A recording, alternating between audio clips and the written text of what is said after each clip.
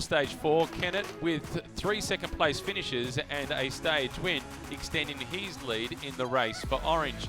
Boris Valet, wearing the green jersey, the defending champion, was hoping to claw back some time. A strong 5-rider breakaway got out to an advantage of 1 minute 30 seconds, but it wasn't enough to deny the sprinters. With a lap to go, it was all back together, and then the fast finishers once again had their way, as it was Matteo Palucci who made it stage win number 2 for him. Number 3 for the team. It was Benfato, his teammate, in second. Kennett still in orange.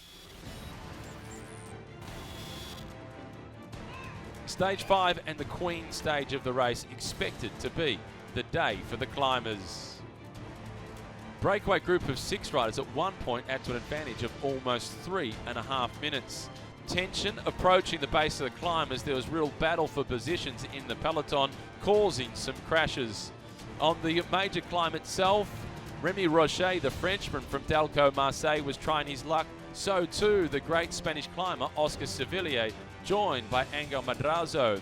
But St. George Continental, they controlled the climbers. Kennett held on, defended his orange jersey as Brenton Jones got free and took stage honours.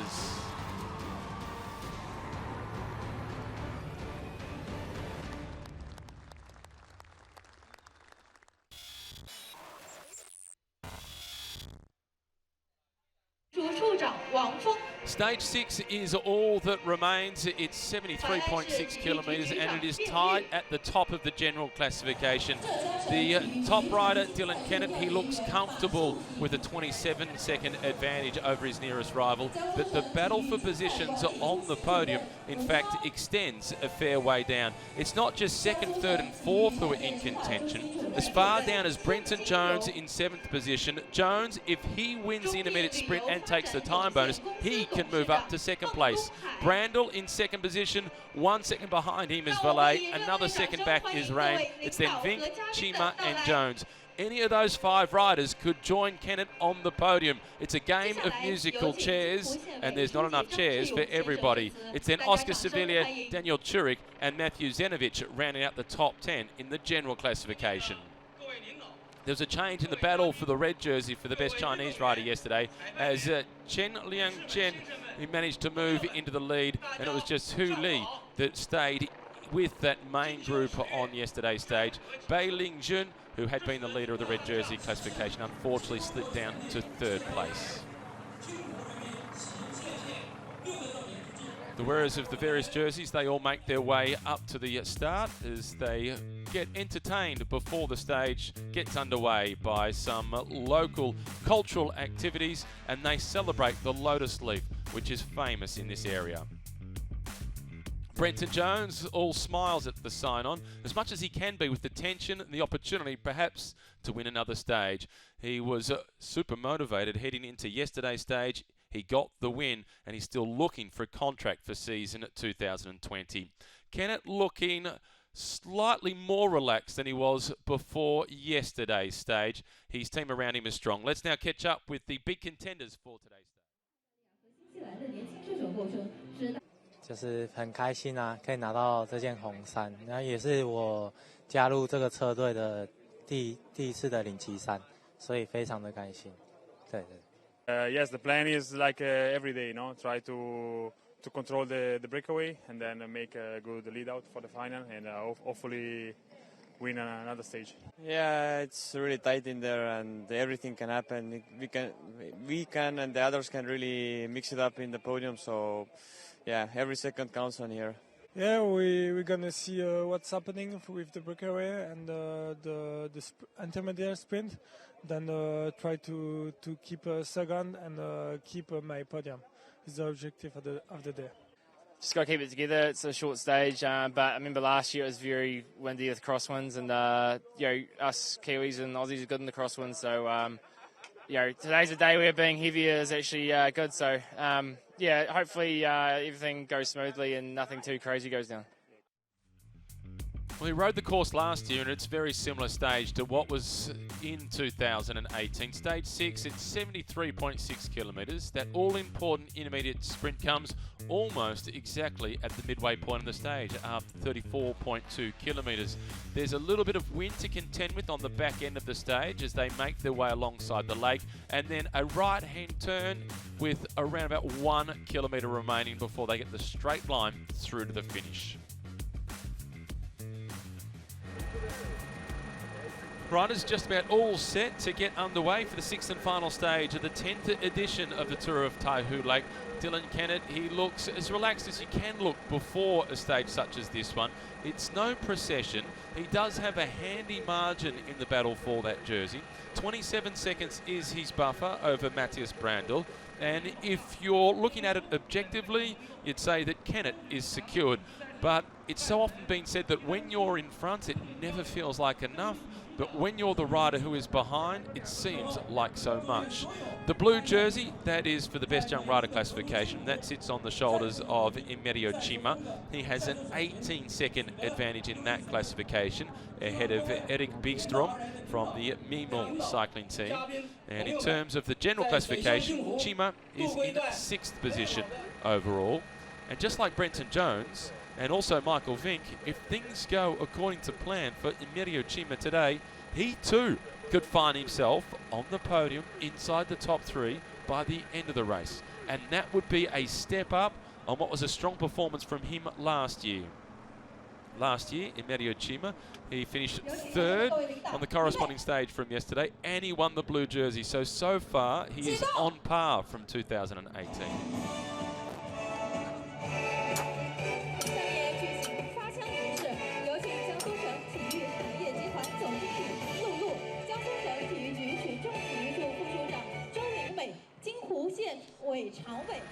This has been the format before the start of each of the stages. Some of the local dignitaries are also making a speech before the stage gets underway. The green jersey, incidentally being worn by Boris Vallet, is actually on loan. The gun goes to get them started in the race for the green jersey. Boris Vallet is in 2nd position. Dylan Kennett leads that classification by 21 points. Kennett is on 63, Vallet is on 42, so it is an unassailable lead for Dylan Kennett. He just has to finish the race safely. Well, this hasn't taken long at all. The gun has gone and the racing is well and truly underway. No neutral section today. They are straight out of the blocks, and it's the Giant team who are the first to attack.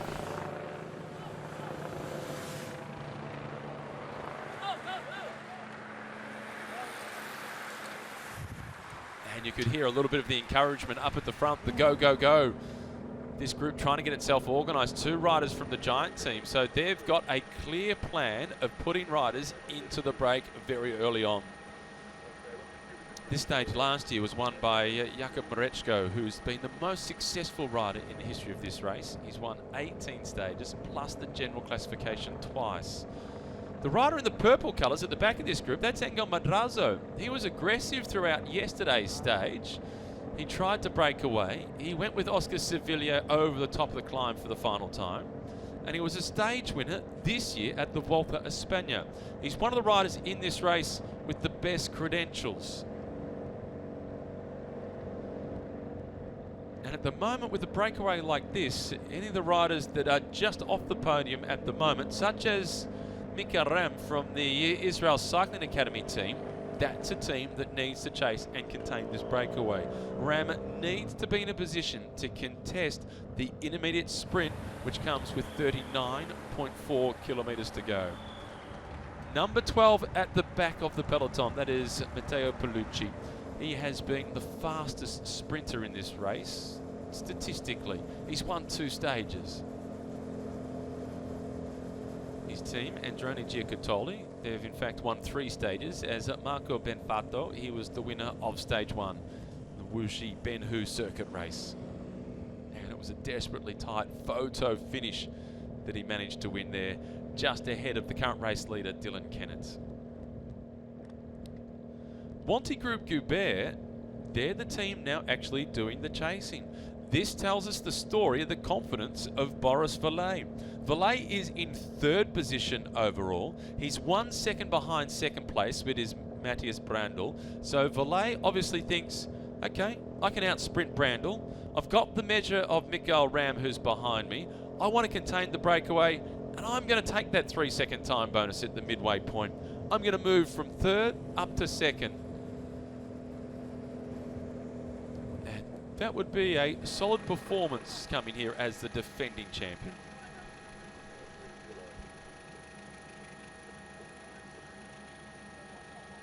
The one criticism that's been labelled at Boris Vallet throughout his career is very much a compliment of Boris Vallet as a person, and it's simply that as a bike rider he's too polite, particularly as a rider whose physical capabilities are as a sprinter. He seems just like a super nice guy, and that's okay off the bike, but he needs to find that light white line fever to get that bit of mongrel in him when he is actually out there racing. Those little attempts to try and break away, they've been reeled back in fairly quickly. Lots of motivated riders in the peloton, no doubt, with this being the final stage. And for many of the riders in the race, this will be their final race of the season.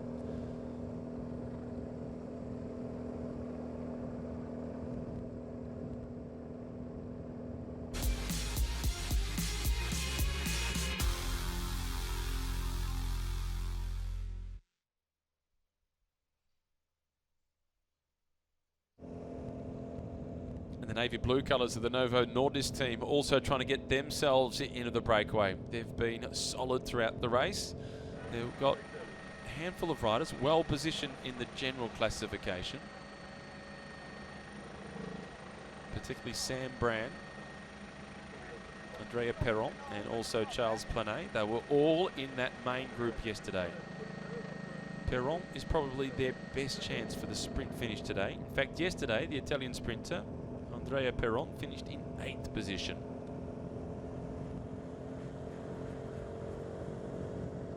And the Wanty Group Goubert team, they're the riders with the fluoro yellowy green helmets on to the left-hand side of the screen as we look at it at the moment. They're doing a lot of the pacemaking at the front of the peloton. They have real confidence in Boris Vallet being able to win the intermediate sprints.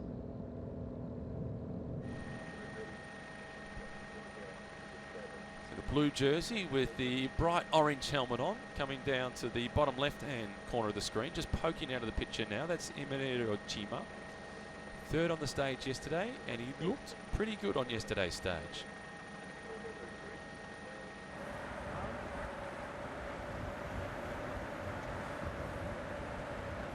Down towards the back of the peloton. Just rolling along at the back of the peloton, this is Zamri, number 183, one of the Malaysian riders in the race. Rolling along at the back of the peloton, it is relatively easy because the wind is pretty neutral and the road surface is perfect.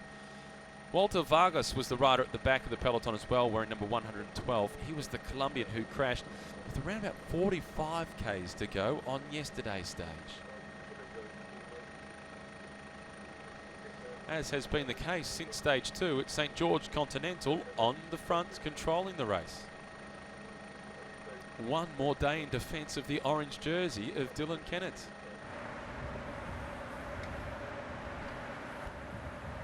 There he is, Vargas, 112. Yesterday's a victim of the crash. There was a few crashes on yesterday's stage, but that one looked to be the heaviest. Not showing too many ill effects of that fall. And the white colours are off to the left, number 144. That's the former leader of the best Chinese rider classification. That's Bai Li Jun. Another attempt by the Giant team to try and break away. They've been the most aggressive so far on this 6th and final stage.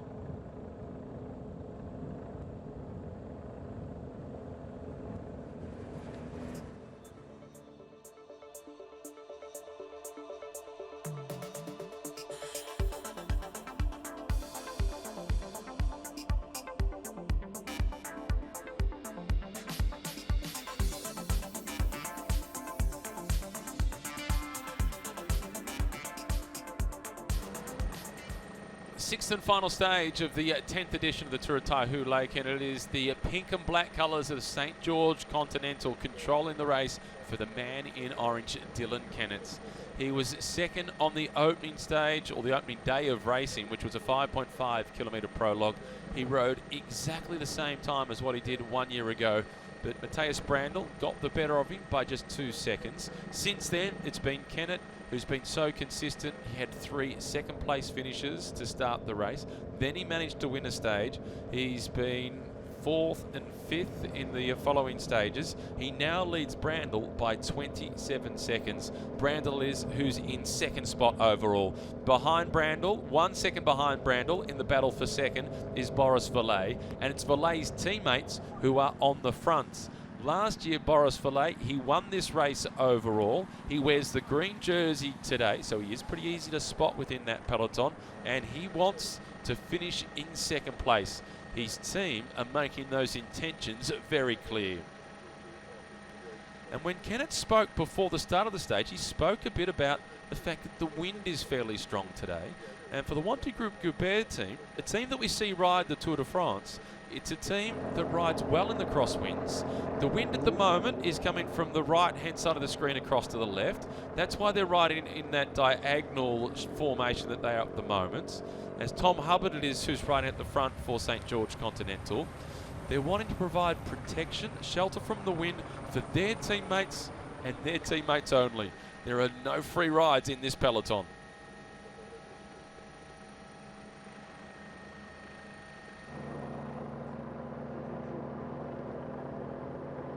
And then the riders in the light blue and white colours, in fact there's 2 teams in those colours, Israel Cycling Academy and also Daleco Marseille.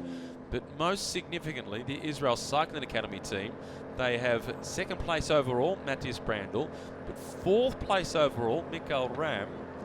He's the rider they're hoping that they can move up onto the podium, whilst also potentially defending a spot on the podium for Matthias Brandl. Yet by the end of the day, that team could find themselves with both riders not inside the top 3. It is really tense from second position down to 7th place with Brenton Jones. Also, potentially, if things go right, moving up to the top 3 placings.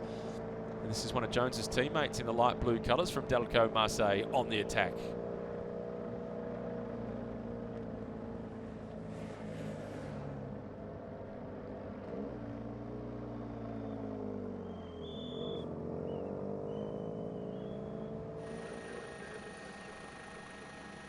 And making this turn here onto a slightly narrower road by comparison to some of the roads that they've been racing on so far throughout the race, these are good roads to attack on. It makes it a little bit more difficult to improve your position if you're caught back a little within the peloton. The red and white colours of Androni Giacottoli making their presence felt up towards the front. They've already won 3 stages. 2 stage wins with Matteo Paolucci, 1 stage win with Marco Benfato. And again, it is the fluoro yellow helmets of Wanty Group Goubert coming to the front, controlling the tempo.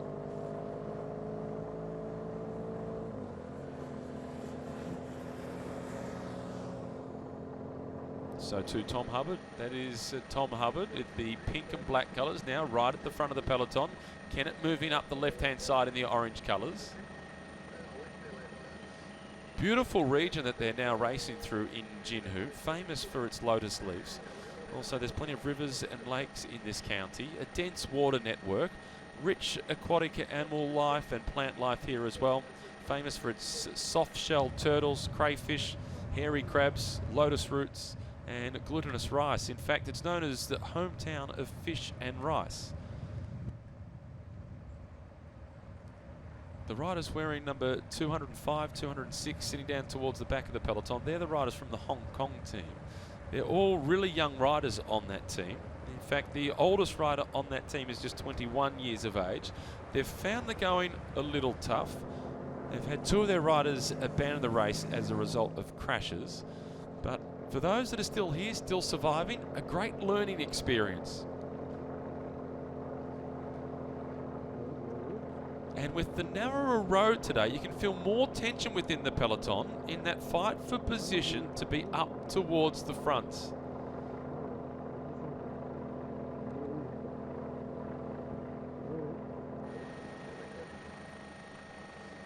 Another attack at the head of the peloton, so difficult to get off the front. This is the Hong Sheng team that's now making a move.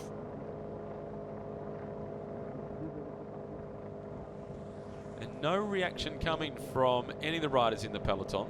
They figure certainly St. George Continental and Wanty Group Goubert. One rider off the front, we can control that fairly easily. Still 24 kilometres away from the first of the intermediate sprints.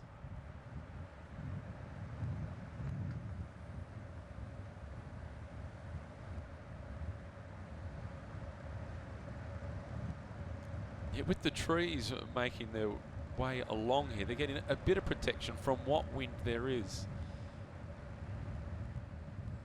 I had the privilege this morning of driving alongside this river for a fair portion of the trip from the hotel through to the finish line, as we see Zhang He make his way off the front.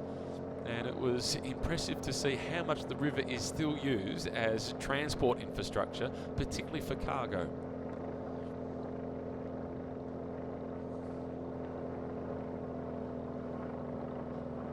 It was notable yesterday in the Chinese classification that just 2 riders eligible for that classification yesterday survived in the main peloton over the top of the climb. 30 riders in the race eligible for that classification, and you couldn't help but feel sorry for Bai Lingjun, who had led that classification right since the very start of the race. He got dropped the second time up the climb. He fought his way back to the peloton, but then got dropped the third and final time up the climb.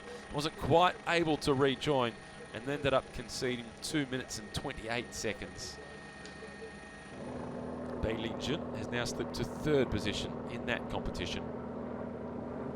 Chen Liang is now the leader of that competition wearing the red jersey, and understandably so, is super proud to be in the red jersey as the leader of the best rider from the Greater China region.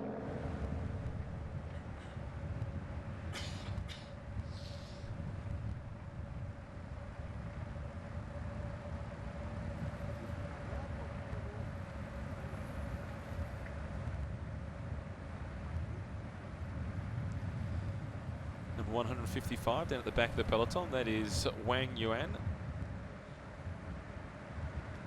The youngest riders in the race at just 19 years of age. He's ridden a few races so far this season with the team. This will be the first of the tours in China that he's managed to finish.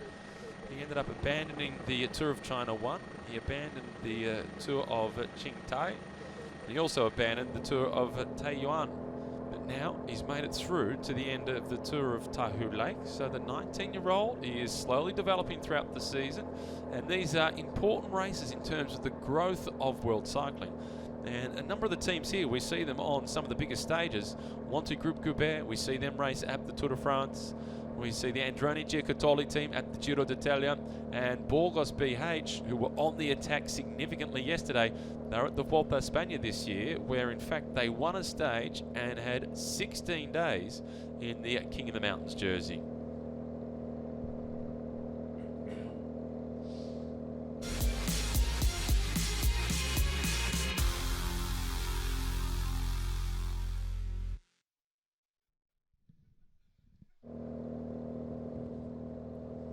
Solo breakaway attempt looks as if it is just about over.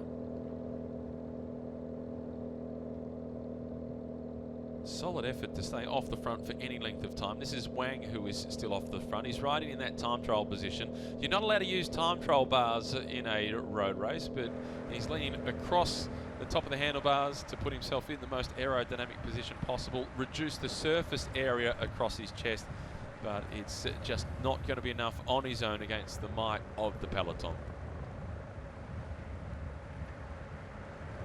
Number 32, this is Simon Carr from the Delco Marseille team, the young Brit riding with this squad. He looks as if he's been fitting into the team quite well. Number 144 in the white colours, that is Bai Lingjun, the former leader of the best Chinese rider classification. One of the important elements for Simon Carr in terms of integrating into the Delco Marseille team is that he speaks fluent French. As a foreigner into a team, being able to speak the language always is appreciated by the team, and it certainly separates you from some of the other foreigners that join that team in terms of speeding up the integration. The other way to integrate into the team really quickly is win a lot of races. That keeps everybody happy. Particularly given that in cycling, whatever prize money is won is put into a pool and everybody shares it. So you don't win individual prize money for yourself, you put it into the pot and split it between each of the riders on the team.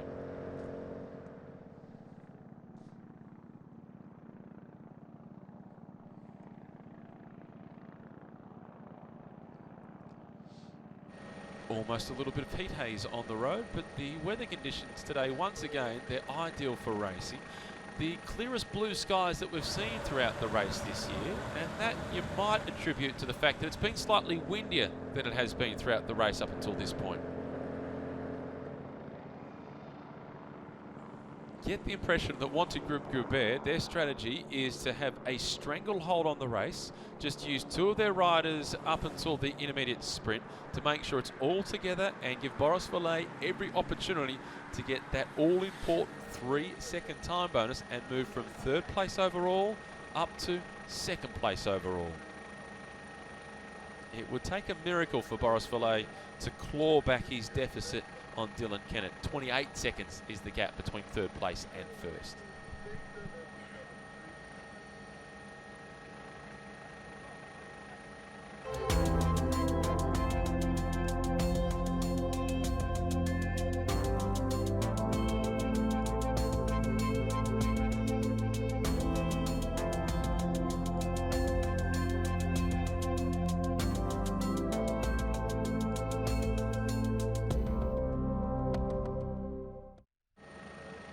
Stage 6 of the Tour of Taihu Lake. They're making their way through the Jinhu wetlands. It is a region that is renowned as the hometown of Emperor Yao, one of the ancestors of China. And it's also famous for its lotus culture. And every midsummer, the landscape full of its green leaves. You can see the lotus leaves everywhere, and the backdrop is stunning. Today, that backdrop plays out to the battle for spots on the podium to join this man in orange, Dylan Kennett. The Kiwi, he looks set to win this race overall, and despite the fact that he's won a stage, he's had 3 second-place finishes, I'm of the view that yesterday, the 4th place finish that he had on the stage, with the amount of climbing that there was his best performance of the race. He climbed out of his skin. The green jersey, that is Boris Valet. He's trying to move up to 2nd place to get the better of the man that's just gone out of the screen, Matthias Brandl. There he is in the blue and white colours, the tall Austrian. He's just 1 second ahead of Boris Valet in the race for 2nd place overall. Yesterday's stage winner, Brenton Jones, is on the right-hand side of the screen. Tall figure, light blue colours with the dark blue shorts on.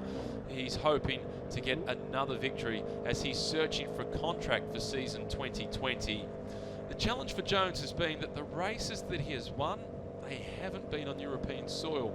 And racing for a French team, you'd make the argument that 1 win in France is worth probably 5 wins in Asia or Africa or Australia or anywhere else. The Delco Marseille team would have been hoping that across the 2 seasons that Jones has had with that team, that he would have been able to pick up a win in France. It hasn't been the case. It's not over yet for Jones, though, in terms of maybe the team will throw him a lifeline and give him another contract for next year. Fingers crossed that he does get that opportunity once again next season. He certainly showed his mettle yesterday by being able to get over the climb. And Dylan Kennett, the race leader, he also acknowledged that he was pretty happy to see Jones win the stage, conceding we're 2 pretty big boys, not renowned as climbers, so to see him win, good on him.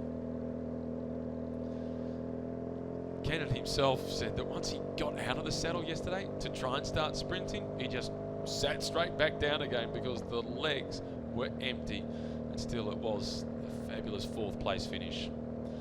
Lining up behind the Wanty Group Goubert team, which is the team with the bright fluoro yellowy helmets on, you can see the light blue and white colours of Israel Cycling Academy. That's the team that occupies 2nd place overall and 4th place overall.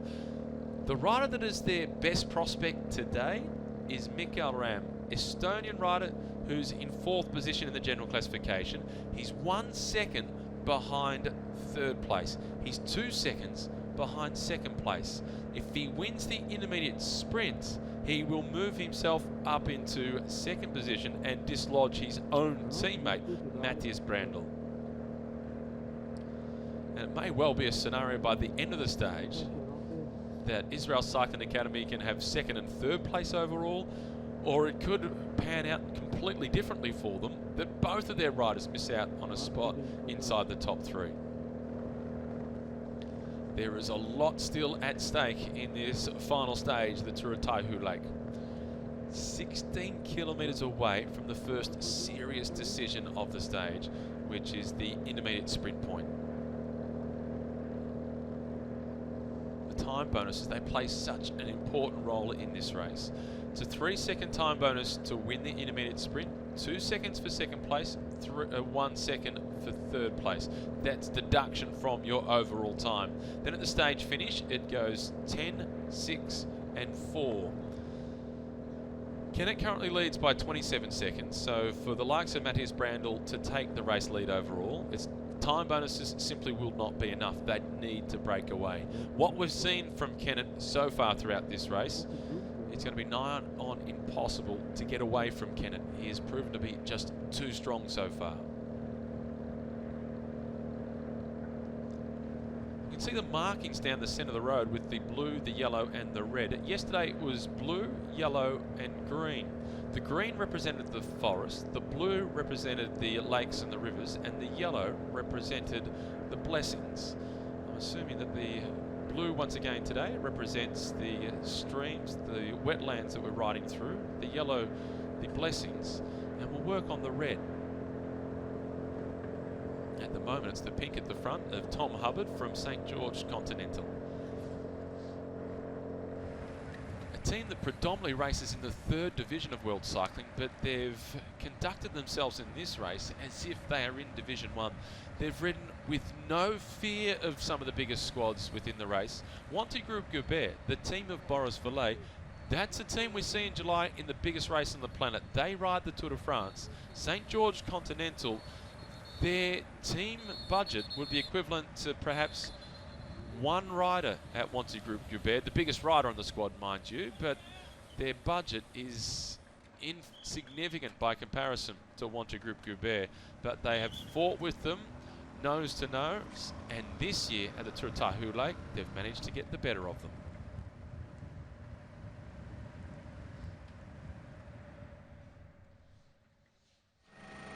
This is the Jinhu Emperor Yao ancient city, and this is one of the most influential emperors in Chinese history, Emperor Yao. This was built to commemorate Emperor Yao, and the whole city is made up around a garden. There's 2 rivers, 3 public squares that reflect the religious beliefs, the festival culture and the lifestyle of Yao Dai culture. It is a beautiful tribute to one of the most significant influences on Chinese culture.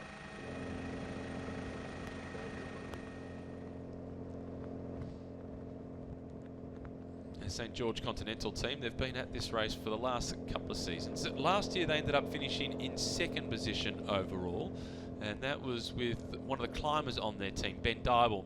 Ben Dybel rode for a different team this year, and next year he makes the step up to one of the biggest teams in the world. He rides with Africa's team.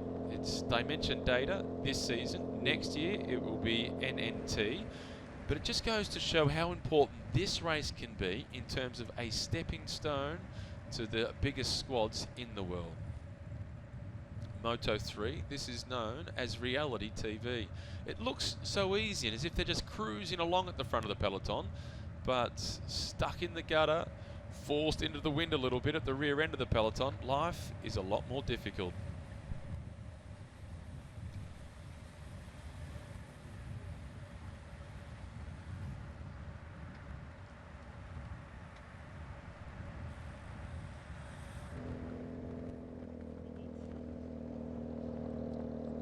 roughly 14 kilometres away from the first of the intermediate sprints. Kennett looking like a real leader within this peloton. You can see him at the front in the orange jersey. A few hand signals, a conversation, having a chat to not just his teammates but riders from other squads. Having a chat now to Michael Vink, a former New Zealand national road champion, also former New Zealand national time trial champion.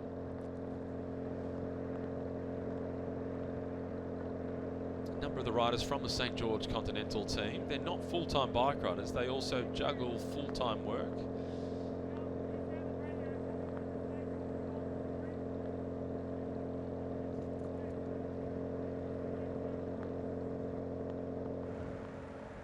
Would like to have been able to eavesdrop on that conversation just a little bit closer. Some Tuesday morning fishing off in the river.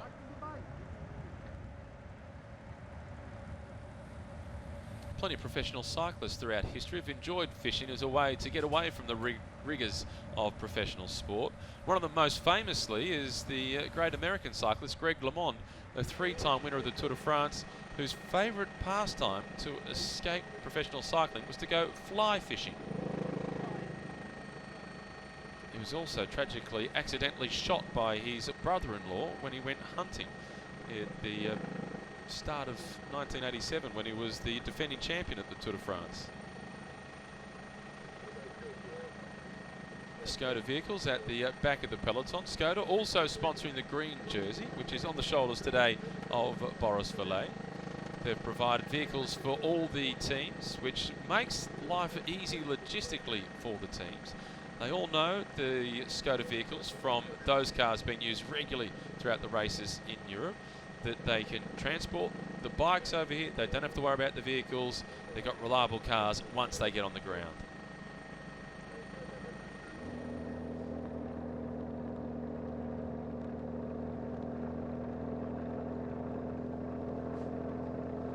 This is working out pretty well so far for Israel Cycling Academy, particularly for Mikel Ram. Ram is in 4th position in the general classification. He's 1 second behind the rider who wears the green jersey, Boris Valet.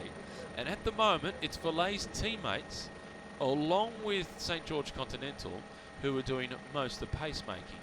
Meanwhile, Mikel Ram's teammates from Israel Cycling Academy, they're sitting back. They're on the right-hand side of the peloton, and the wind is coming from the left to the right. So on the right-hand side of the peloton, you get just a little bit more protection from the wind, so it's slightly easier. A race of conservation, you've got a little bit more petrol in the tank when it comes down to the sprints. This is playing out okay for Mikel Ram when it comes down to the intermediate sprints. You see the blue jersey to the bottom right-hand corner of the screen with the orange helmet on. That's Emerio Chima. He's the leader of the best young rider classification, but he too is also thinking about the intermediate sprint and the stage victory. If Chima was to win the sprint and win the stage, that would be 13 seconds worth of time bonuses, and at the moment he's just 11 seconds off second place overall. So this general classification can really be turned on its head in terms of the battle for second and third place overall.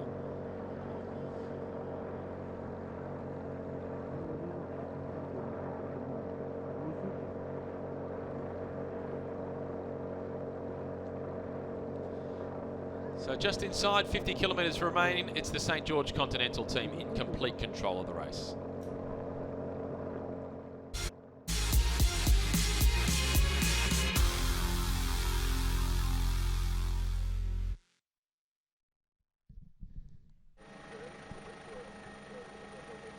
This is the Neri Sottoli team now going on the attack, and by the looks of it, it's the lanky figure of Etienne van Empel, the Dutchman on the Italian team, who's decided he's had enough of sitting in the peloton. He wants to open up a little bit of a gap.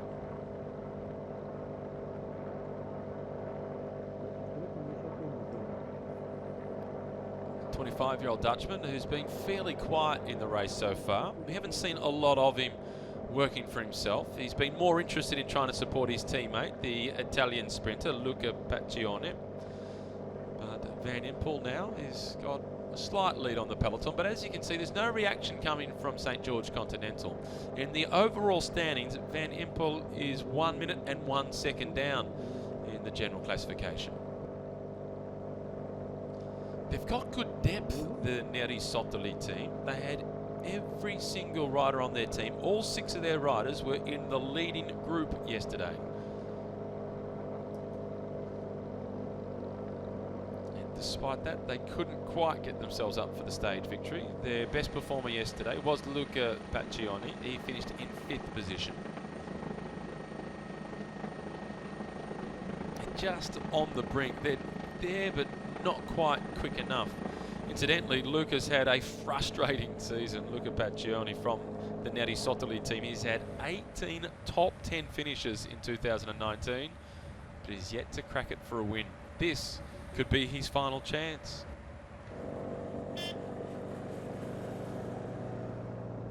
This team, the Neri Sottoli team, they won this corresponding stage last year with Jakub Mareczko.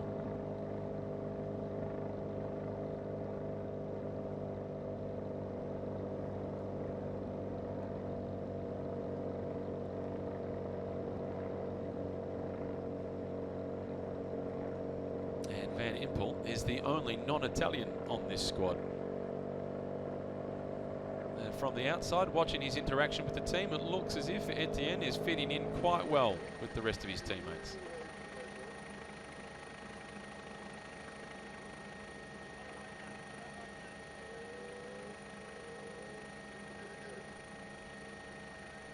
Nine kilometres to the intermediate sprint. And I suspect that Israel Cycling Academy will come to the front if Etienne Van Empel gets too much further ahead of the peloton. They want to make sure that Mikael Ram is in with a chance to take the 3-second time bonus.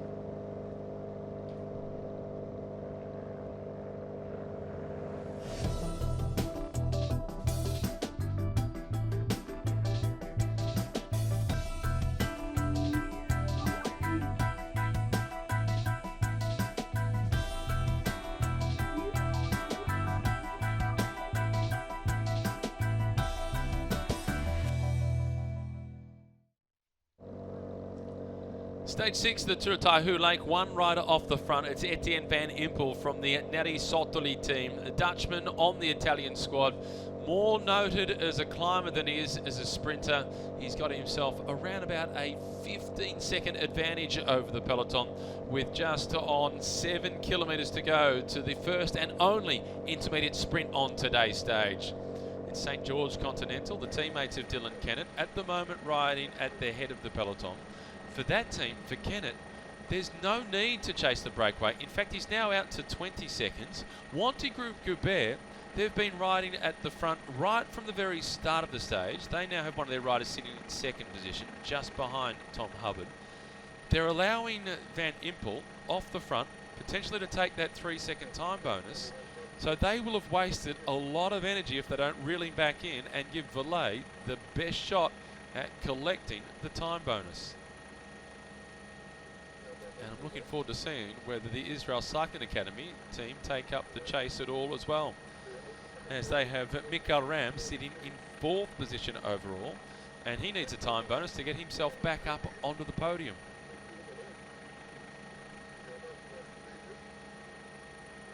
So Van Empel is throwing a spanner in the works to the plans of some of the teams in the race. A little sneaky look across the shoulder. Etienne, it's 23 seconds.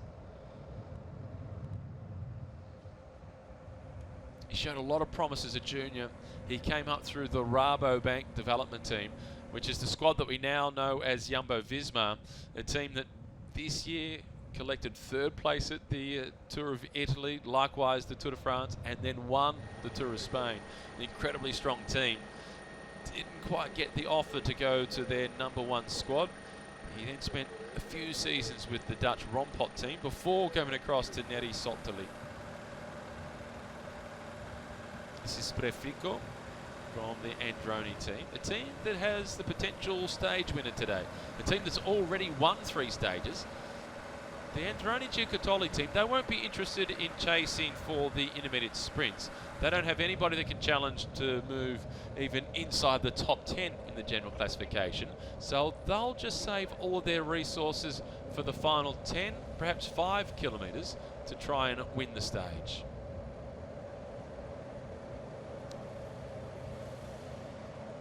Roughly 5 kilometres to go to the intermediate sprint.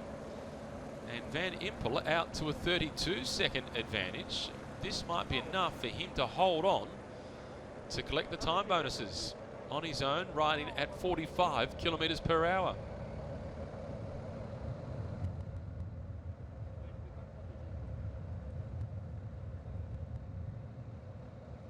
And that look across the shoulder is always an indication that the legs are juicy.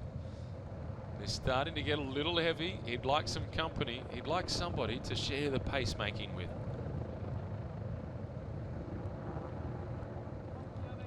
But at the moment, to try and bridge across to a 34-second gap, it would end up dragging pretty much the entire peloton across with them. And I'm surprised that they're not chasing, particularly Wanty Group Goubert. I'm really surprised that Wanty Group Goubert are not chasing to try and close this down sooner. Now they're putting more resources to the front. They've done so much work throughout the stage to try and contain everything, so Boris Valet, for them, can win the intermediate sprint. And now they're leaving their run quite late to try and close it down to Etienne Van Impel.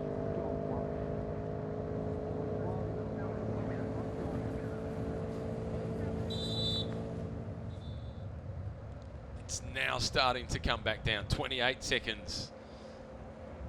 Wanty Group Goubert, they really want to put Boris Valet in with a chance to win this intermediate sprint.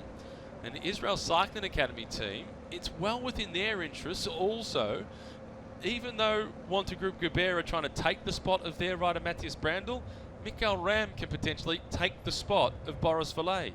He's also from that same team of Brandl, Israel Cycling Academy. And now you can see at the back of the peloton, things are really starting to get strung out because of the chase of Wanty Group Goubert. It's down to 24 seconds, the advantage for Van Impel.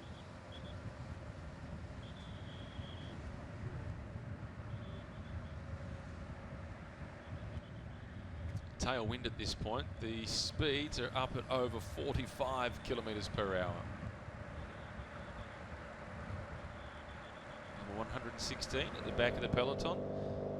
It is Tejada, who next year will be riding with the all-powerful Astana team. This is getting more serious now. You can see the body language at the front from the Wanty Group Goubert team. The shoulders are rocking from side to side. No longer St. George Continental having to contribute to the chasing, because Wanty Group Goubert, they're taking full responsibility for the chase. 18 seconds. 3 kilometres to the sprints.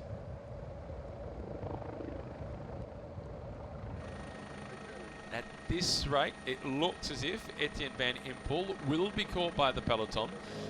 The light blue colours on the left-hand side of the screen as you look at it, that's Israel Cycling Academy. They're trying to move up in position now. They're forcing their way forward with Mikael Ram. He's the rider that they're hoping can really challenge the green jersey of Boris Valet. Brenton Jones on the other side of the peloton is also trying to come to the front. He's the rider in the top right-hand corner of the picture. On the yellow bit of paint, he's got Joseph Arroyo leading him towards the front. Jones is now trying to position himself behind the green jersey of Boris Valet.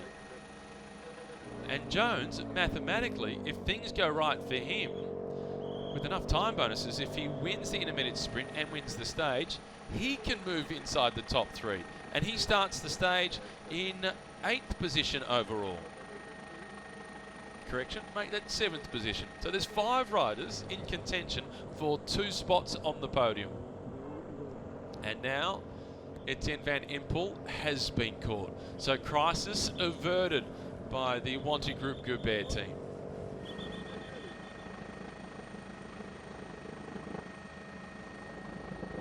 They just had that little moment of panic when the advantage got out to 34 seconds.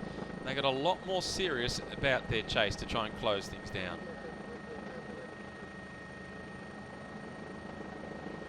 And now they've taken one of their riders off the front to try and save some energy to get more riders in a position to support Boris Valet. Unfortunately for Wanty Group Goubert, they make the turn out onto a wide open road, and now this is an attack by Matthias Brandl, long range, time trial specialist. This is an attempt to try and defend second place overall. The winner of the prologue, he's got himself a little bit of a gap, and Matthias Brandl will be really difficult to catch. This is a hard way to win 3 seconds, but this is the best prospect Matthias Brandl has to collect those 3 seconds. I like it. This is a good move by the big Austrian. Former world record holder in the 1 hour on the track, covering almost 52 kilometres in an hour. And you can see the panic stations now for Wanty Group Goubert. They move themselves up to the chasing. The green jersey of Boris Valet, directly behind him, is Mikael Ram. That's the teammate of Matthias Brandl. So if it doesn't work out for Brandl, Mikael Ram has got himself in the ideal position behind Boris Valet. The 1-2 trick from the Israel Cycling Academy team. It's a good move. Brandl's been caught. Hasn't quite worked out for the Austrian. And now Mikael Ram up alongside the green jersey. Boris Valet, the look across the shoulder. Now the lead out starts. Boris Valet in green, he opens up. Mikael Ram is the rider that's just behind him and now is trying to challenge. Paolucci is also coming. Valet, or is it tight on the line? We'll wait for confirmation. It looks like it was Mikael Ram that got there ahead of Boris Valet, and that will move him into a podium position, but we will wait for confirmation of those results.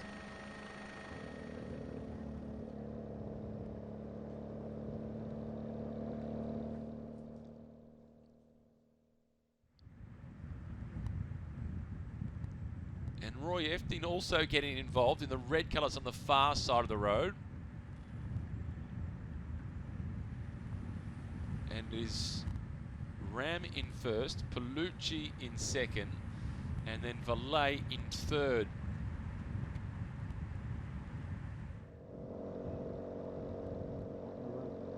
So now in terms of the general classification, Mikael Ram moves from 4th place up to 2nd place.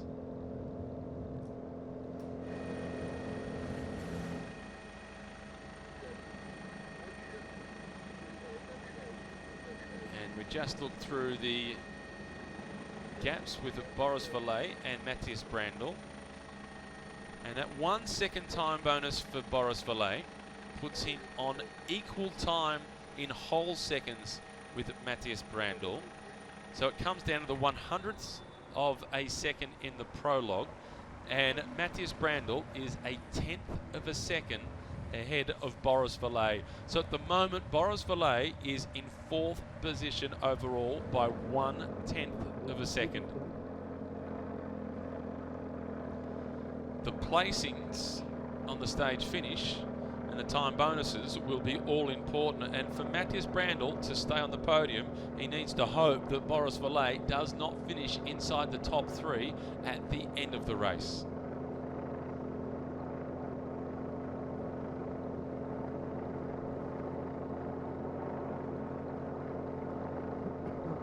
And now for the St. George Continental team, they just take over control once again at the front of the peloton. And Dylan Kennett, I like the fact that the orange jersey, Dylan Kennett, did not participate in that intermediate sprint. He does not need the time bonuses. He has enough of a buffer. His advantage is 27 seconds ahead of Brandl. He saves his energy now for another potential stage win. That is incredibly close.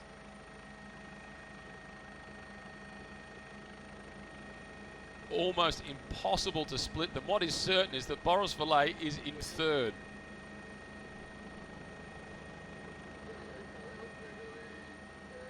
And I'm surprised to see Paolucci actually getting involved in the sprint. Perhaps he's thinking about points classification and moving up to 2nd place in that competition. he's not in a position to be able to win that competition overall. Or maybe he figures it's just a good opportunity for him to improve the legs. And in fact, the rider for the Israel Cycling Academy that finished in second place was Itamar Einhorn. So it was Reim they were trying to lead out Reim, but he finished in the minor placings. So Boris Valet has collected the all-important 1 second time bonus. So that changes the conversation entirely. The rider for the Israel Cycling Academy was Einhorn, not Mikael Reim. So what that does for the general classification is that moves Boris Valet up into second place.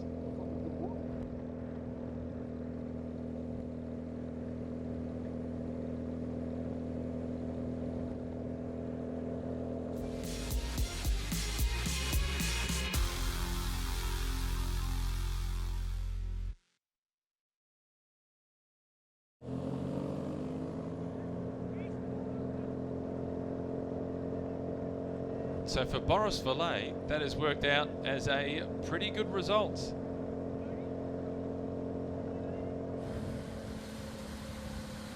Third position in that intermediate sprint, so he gets a 1 second time bonus, which continues to leave him in third position. So the general classification is still the same order, that Matthias Brandl and Boris Valet, and now both at 27 seconds behind Dylan Kennett. That Brandl is a 1/10 of a second in front of Valet in second position overall, based on the 100ths of a second that go back from the opening prologue. It literally could not get any tighter at the top of the general classification.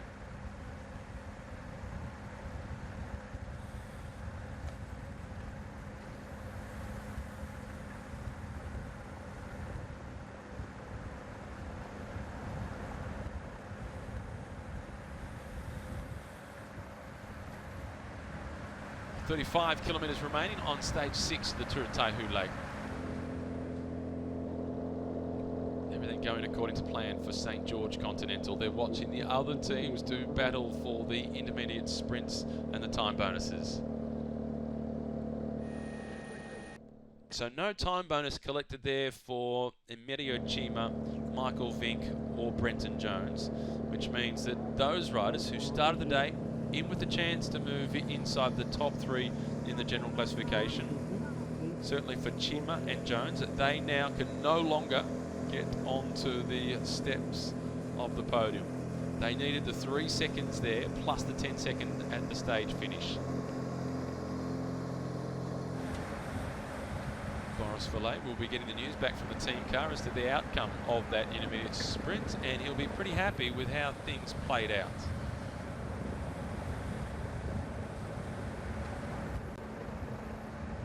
This is life at the back of the peloton, where things have calmed down somewhat after the first and only intermediate sprint on this stage.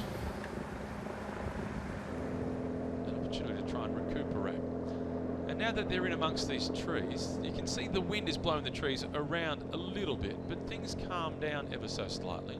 They will get exposed to the crosswind a bit more at the back end of the stage. St. George Continental, however, they know exactly what to expect as they rode this stage last year.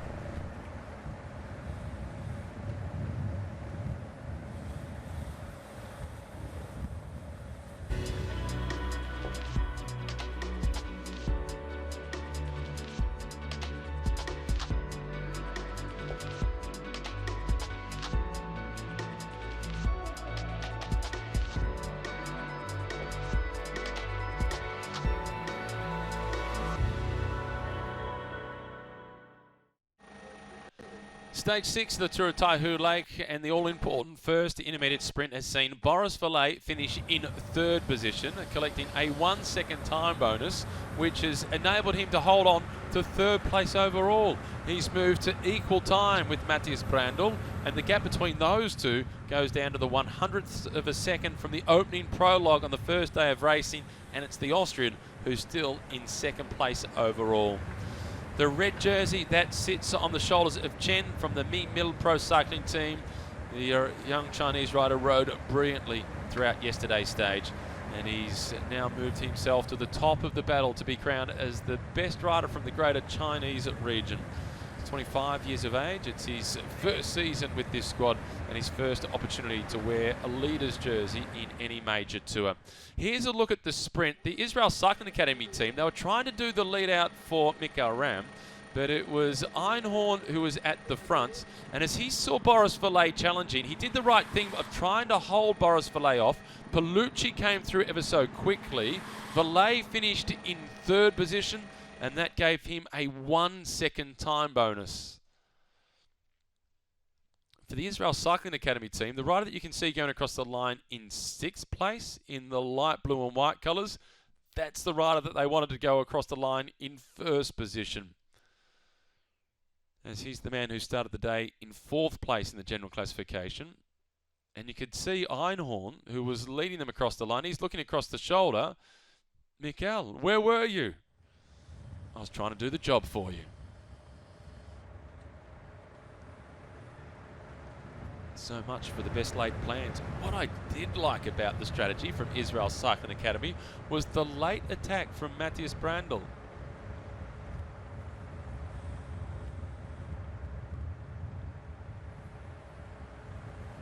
Now the Wanty Group Goubert team with strength in numbers at the front of the peloton.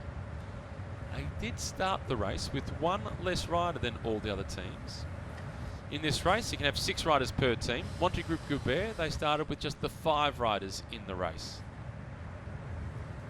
It can be a real challenge at the end of the season with injuries and racing across a whole bunch of different areas as well to get the team on the road. Racing got underway a little while ago, almost 1 hour ago now, under ideal conditions, clear blue skies as they make their way through the region that is renowned for its lotus leaves, which provide a beautiful backdrop, particularly throughout the midsummer period. Lots of aggression early throughout the stage. The Giant team in particular were trying to get themselves into the breakaways, so too the Neri Sottoli team. St. George Continental at the front of the peloton right from the very beginning, controlling things, assessing who was in the break. No need to panic. A comfortable lead in the general classification for their man Dylan Kennett, who's had that leader's jersey since the conclusion of stage 1. The peloton made its way past Jinhu Emperor Yao's ancient city, a commemoration to Emperor Yao, one of the most important figures in China's history. As we were approaching the intermediate sprint, there was an attack by the Dutchman Etienne van Impel, which got out to more than 30 seconds. Wanty Group Goubert then turned on the afterburners and they reeled that back in.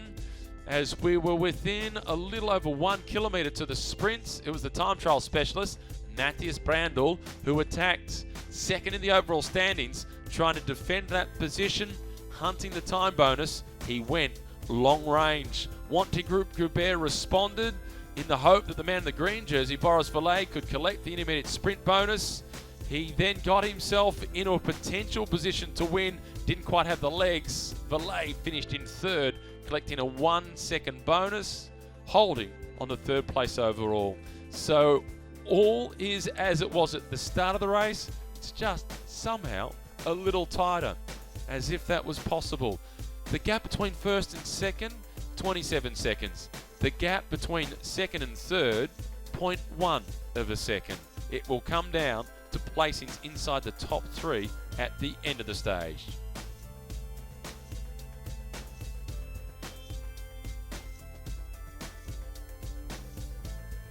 And once again, the rider in the red and white colours, that is Matteo Paolucci, showing himself as a potential stage winner. He's already won 2 stages in this race. His teammate Marco Benfatto, he's also won a stage, but Paolucci looks to be the quickest when it comes to raw speed.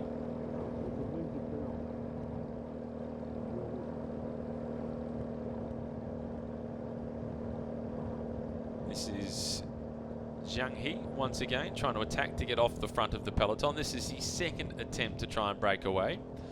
Inside the last 30 kilometres and going out with a bang. For a lot of riders, this is their last race of the season. And for some riders, like Brenton Jones, the winner of yesterday's stage, he's concerned that this might be his last professional race. He doesn't have a contract for next year, and he's hoping that yesterday's win will be the ideal advertisement to pick up a contract for 2020.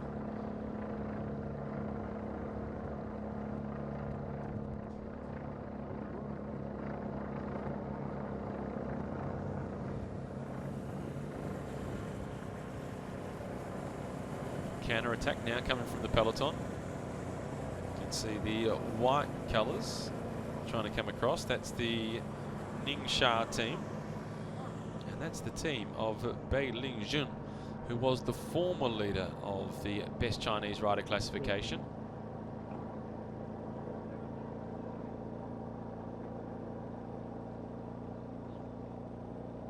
And I thought it might have been him trying to come across, but it's not.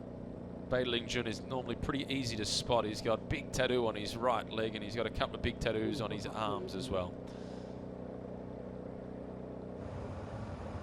No concern from the St. George Continental team. They're fairly content that they can contain this breakaway group.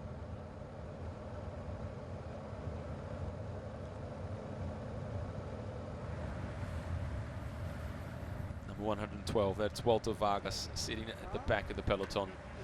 He's riding a pretty big gear. You can see the others are pedaling a higher cadence than what Vargas is pedaling, and that might be a result of the crash that he had yesterday.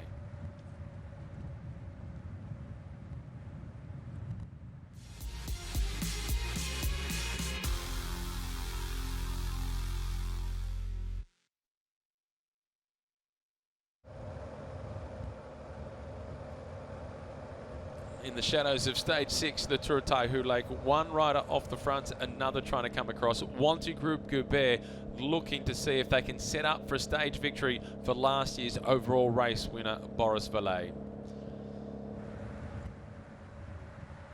Vallet is a rider that is just consistently knocking on the door for a stage victory. Last year he won the race overall without winning an individual stage, and a couple of second place finishes, third place finishes as well.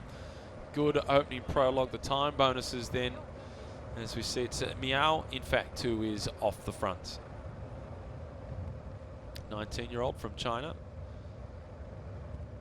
His teammate attacked at the very start of the stage. They also have Zhang on this team, who's a pretty good sprinter.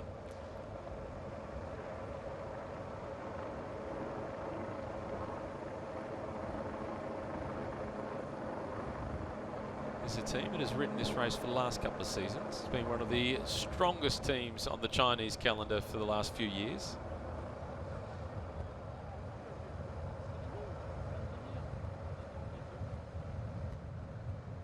The hips and the back are really starting to rock and roll. Just like Etienne Van Empel, who was off the front on his own, heading towards that first intermediate sprint, he could really do with some company.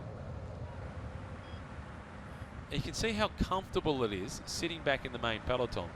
It's 30% easier sitting behind someone than it is having to do all the pacemaking yourself with your nose in the wind. 125, that is Chen, the leader of the best Chinese rider classification. He doesn't like the jostling for position, but as we found out yesterday, he is pretty good when the road goes uphill.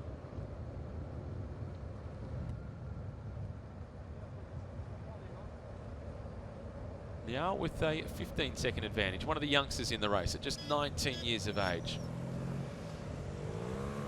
And given that he is just 19 years old, this on stage 6 is a good sign for the future.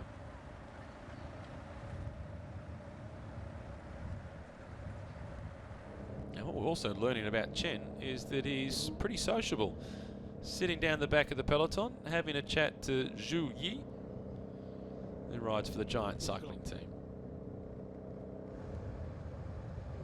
Kun Bao team now also going on the attack in the blue colours to see if they can bridge across to Miao, who's still off the front on his own, but his advantage has been reduced to just 10 seconds.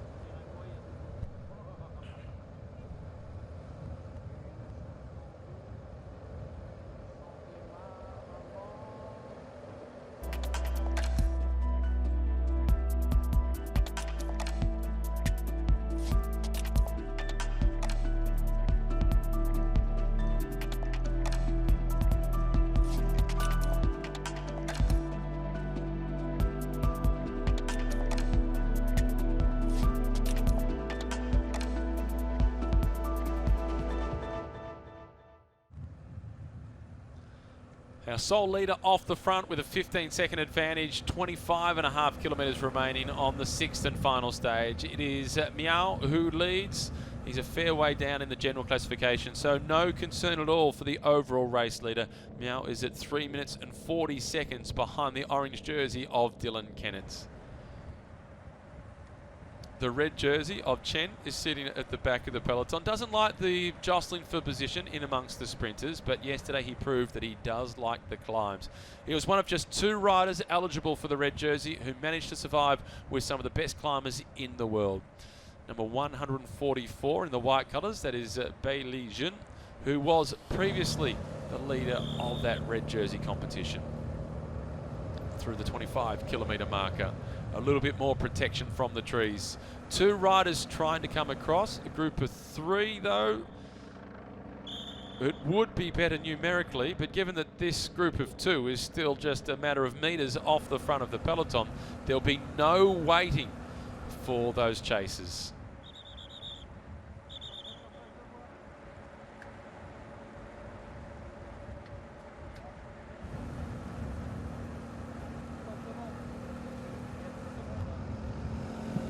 Bow the head from Miao. As we can see, the 2 chasers have been reeled back in. Tom Hubbard again at the front.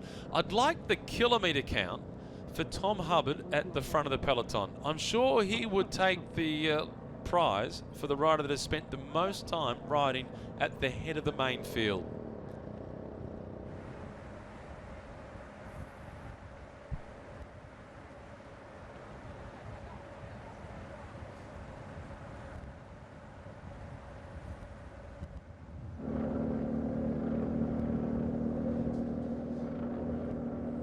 The advantage from Miao slowly being chipped away at. But what I do like about the way he's been riding is he hasn't looked over his shoulder too many times.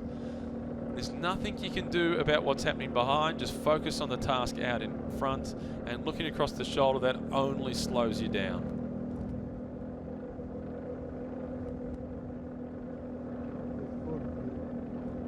It's a team that's always been looking to try and get themselves into the breaks. Regularly off the front, they have the big Latvian Andrius Vuklans, who's been on this team for the last few years. We've seen him here looking to try and mix it in amongst the sprints. He also does the lead out for the sprinter on this team, Zhen Zhan, from this team. We could see him finish inside the top 5 at the end of today's stage. He has done it in the past in this race. And you can see how cruisy it looks at the back of the peloton by comparison to being off the front on your own.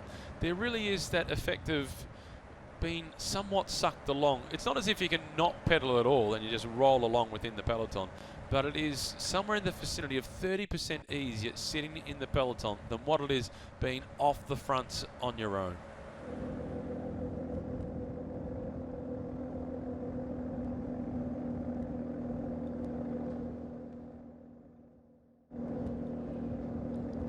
Few more little attacks as the road opens up. They make their way alongside the lake fairly shortly, and that will expose them potentially to a little bit more crosswind.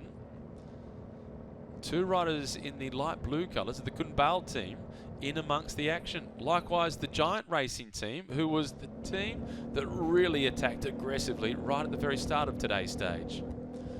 1 intermediate sprint has been contested so far, and Matteo Palucci once again has shown himself to have some really fast legs. He is the favourite, I think, to win the stage today based on the way he contested that intermediate sprint. But we don't know just how many fuel tickets Dylan Kennett has got left. Smartly, Dylan Kennett, the overall race leader, did not contest that intermediate sprint. There's no need to. He doesn't need the time bonuses anymore, saving the resources to try and collect yet another stage win.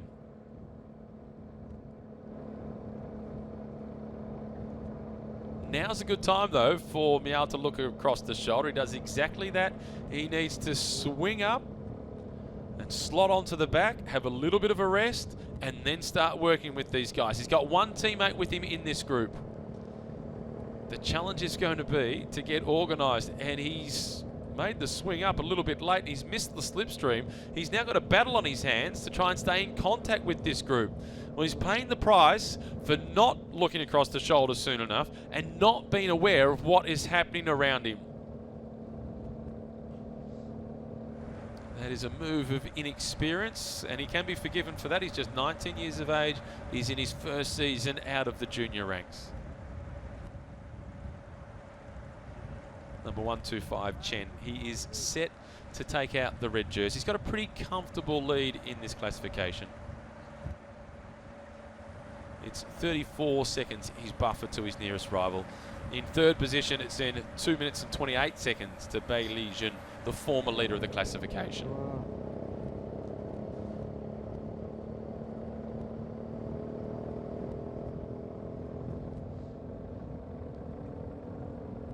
And in the background, Miao is still battling to try and get on the wheel of the other riders, breaking away from the main peloton. On this stage last year, the breakaway almost survived.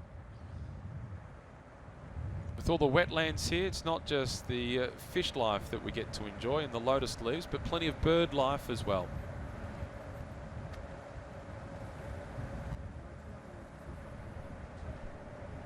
Some wonderful little fishing villages that are dotted along the roadside. We had the privilege of being able to drive up along the river throughout the trip from the hotel through to the stage finish earlier on this morning.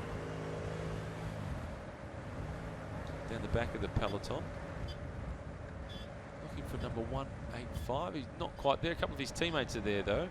Yusuf Regugu could be a chance on today's stage. The team in the black and the red colours, a predominantly Malaysian team, but Yusuf Regugu, he's an Algerian rider who is a pretty quick sprinter. Simone de Rosa, number 53, he's going straight back past this peloton. He's been to the team car. He looks as if he's just collected either some instructions or a little bit of something for their team sprinter. Luca Paccioni is the sprinter for the Neri Sottoli team, and he's not without a chance of winning the stage today, Luca Paccioni.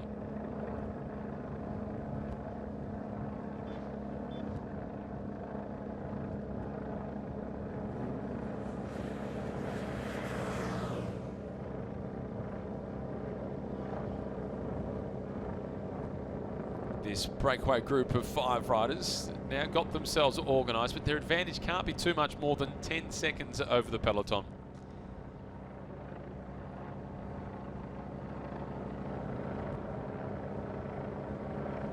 Still a fair bit of work being done by the St. George Continental team. This is a great defence of the orange jersey of Dylan Kennett.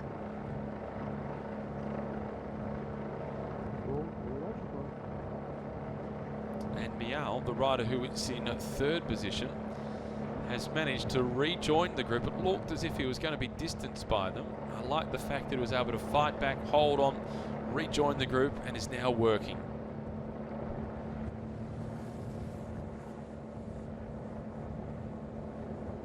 Good bounce back by the Giant cycling team, the team in the dark blue and white colours off to the left-hand side of the screen.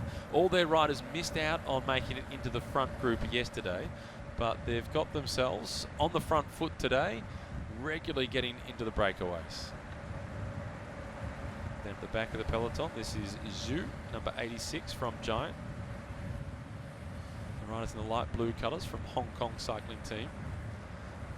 It's been a sharp learning curve for that squad. 2 of their riders have had to abandon the race, one of them as a result of a crash. The others are all 19, 20, 21 years of age. And they're learning from some of the most experienced professionals in world cycling. Including, in this race, men who have won stages in Grand Tours this year.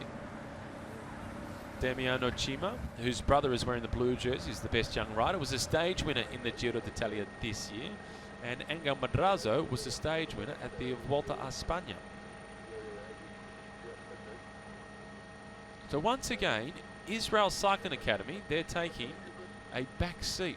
They're letting St. George Continental and Wanty Group Goubert do the pacemaking.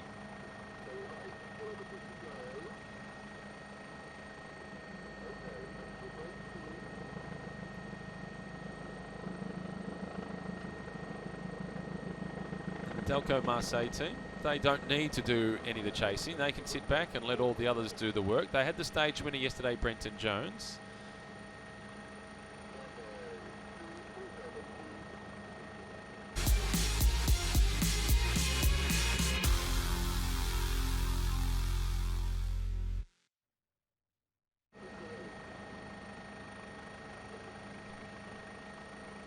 St. George Continental along with Wanty Group Goubert controlling the peloton just as they have right from the very start of this, the 6th and final stage of the Tour of Taihu Lake. The battle for positions on the podium, that was contested for the first points on offer at the intermediate sprint. That was at the midway point on the stage, almost exactly at the midway point on the stage. And it was Valet collecting a 1 second time bonus for 3rd place. Has him locked together with Matthias Brandl, but Brandl is still in 2nd position on a count back from the prologue by 0.1 of a second.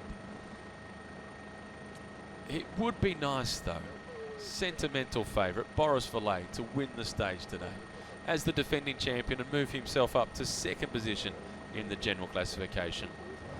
His team has taken a lot of responsibility for the pacemaking. It's the breakaway group. Zheng it is in the blue colours that rolls through at the front.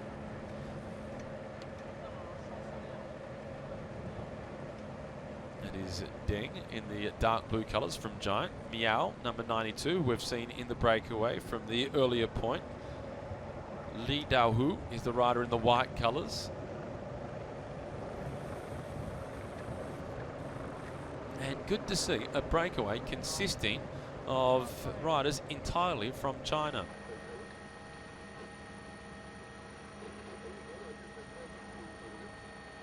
Showing the growing depth of Chinese cycling and that they're not intimidated by teams that ride in the big races right around the globe, that ride in the tours of Italy, France and Spain. They're on the front foot, the final stage. It is all chips on the table this afternoon. And number 92, Miao, is one of the youngest riders in the race at just 19. Number 145, this is Li, 23-year-old who just joined the team in August of this year. Number 94 now coming through to the front. Another 19-year-old, he's young. Bit of conversation at the front to try and encourage each other to keep on going. The rider for the Giant team, number 84, that is Deng. He's in his 3rd season with this squad. He's been with them since he stepped up from the under-19 category into the seniors.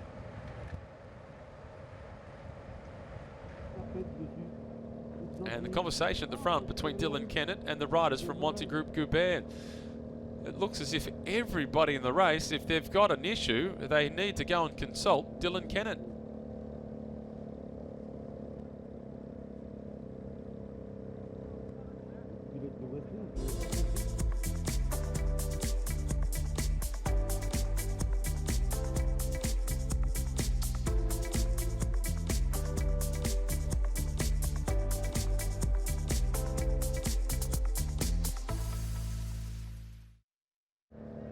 The 10th edition of the Tour of Taihu Lake is coming down to its closing stages. This is the 6th and final stage. It is the St. George Continental team in the pink colours at the front defending the orange leader's jersey of Dylan Kennett, who has looked unflappable right from the very start of this race. In the prologue on day 1, he recorded the same time that he did 12 months ago. Wasn't quite enough for the win, but he assumed the overall race lead the following day. From that moment on, he's been picking up time bonuses. He's had 1 stage win, and his advantage has just gotten bigger and bigger. Heading into this final stage, it's 27 seconds his lead ahead of Matthias Brandl. It's now also 27 seconds his advantage over Boris Valet. Those two fighting for 2nd place in the overall standings, and there is Boris Valet in the green jersey for the points classification. Valet, last year's winner, working out the plan on the road. He doesn't actually lead the race for the green jersey. He's got that jersey on loan from Dylan Kennett. Kennett leads by 21 points, so mathematically has an unassailable lead in the race for green.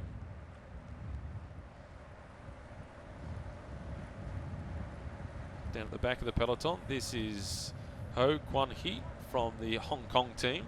19-year-old, who earlier on this year finished 15th in the under-23 road race at the Asian Games. Good spot to be in the shade. It is a beautiful sunny day in the Jinhu region, famous for its lotus leaves. This group of 5, they're working really well together. Number 92, Miao, the man who started it all, and it looked for a little while as if he might have been distanced from the breakaway group, but he fought his way back, he got onto the wheel, he took a moment's rest, and ever since then he's been working with his other companions.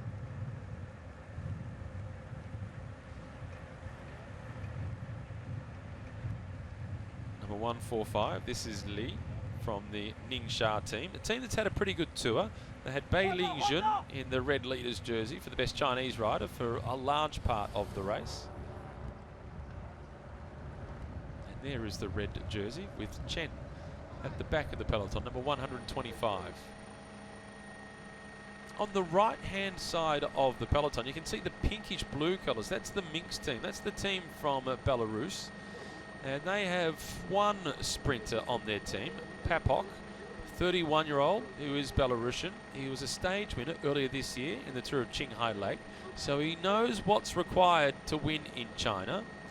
He was also a winner a few years ago of the UAE Cup, and he's the best prospects for mixed cycling to be able to win the stage today. So that's the man that I anticipate they'll be looking after at the back end of today's stage.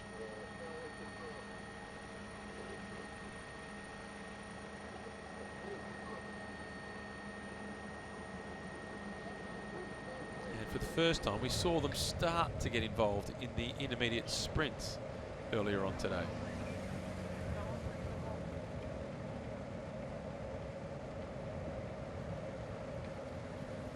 "47 seconds I thought I saw on that board. It's like the reality TV show Survivor at this point. They've formed the alliance off the front. No use voting each other off the island at this point. And they've got no immunity idols. They need to just keep on working together to stand any chance of being able to survive and steal the stage.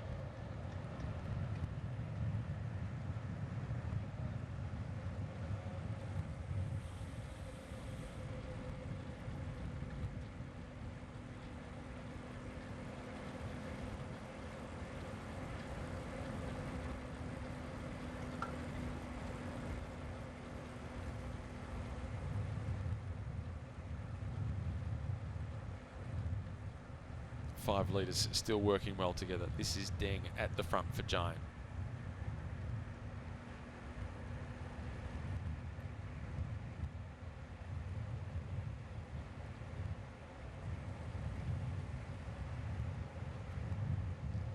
The riders in the light blue colours, that is the Kunbao team. They're a team that has attacked at every single opportunity. It's Zheng who's in the break for them today. And he's probably the better of the sprinters on that team. He's been easy to spot in the peloton by virtue of the fact that he's the only rider on that team wearing red shoes. The rest of them have white shoes on. But he's been sprinting okay. He's been sort of like between 10th and 15th position. He lost contact with the front of the race yesterday and conceded around about 12 minutes or so on the stage. But outside of that, he's been really solid.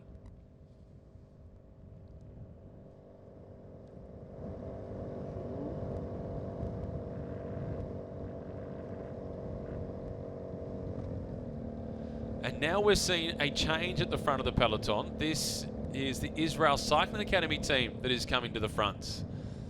These are the teammates of riders who are in second place and fourth place overall.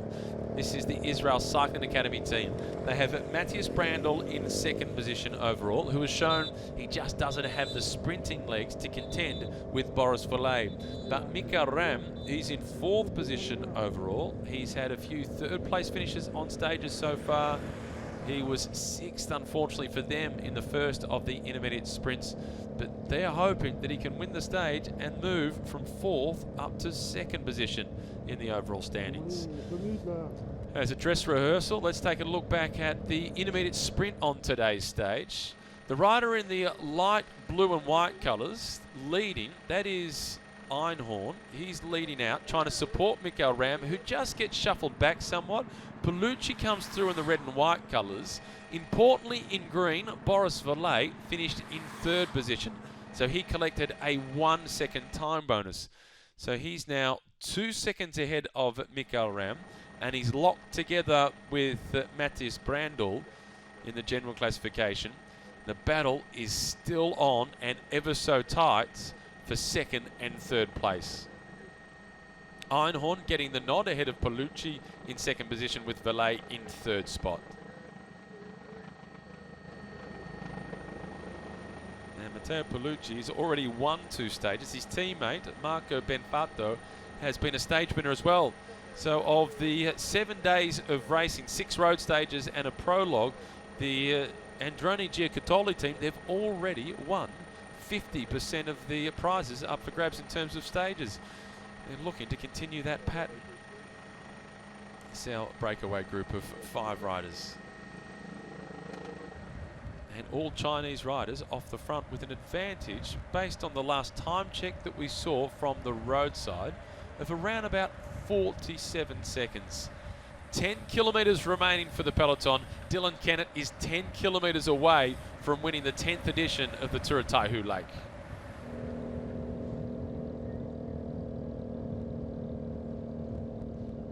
And now we're seeing Novo Nordisk. This is David Lozano at the front for the team that is changing our understanding of type 1 diabetes. This is a team with a pretty good sprinter, Andrea Perron, the Italian sprinter. I just like the fact they've got the confidence to come to the front, let everybody know they're in the mix for stage honours. And just behind them, you see the pinkish orange colours of the Nippo Vini Fantini team. They're the teammates of Amerio Cima, the rider who was 3rd on yesterday's stage and has the blue jersey as the best young rider.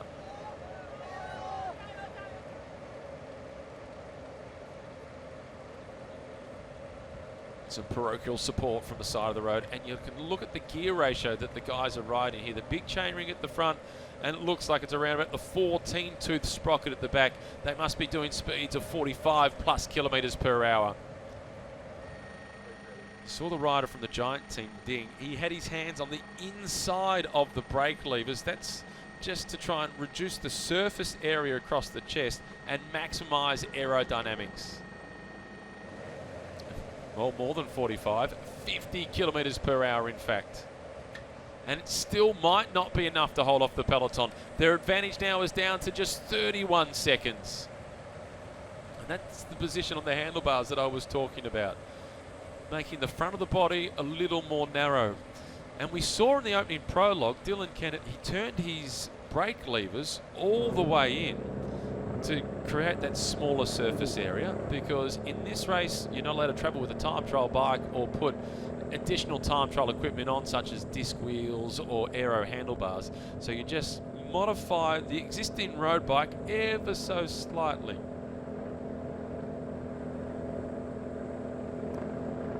Matthew Zenovich at the front for St. George Continental. Finally, it's not Tom Hubbard that we're talking about at the head of the peloton for that team, although he's not far away. Purple colours on the right, the Burgos BH team. They've been quiet so far today, saving their resources for Penelvar, their sprinter, waiting for the end of the stage. They had Mendrazo and Esquerra at the front of the race yesterday. The rest of the riders from that team, they got distanced on the climb. Though, in fairness, a few of them had mechanical problems, including the Dutchman Jetzer Bol.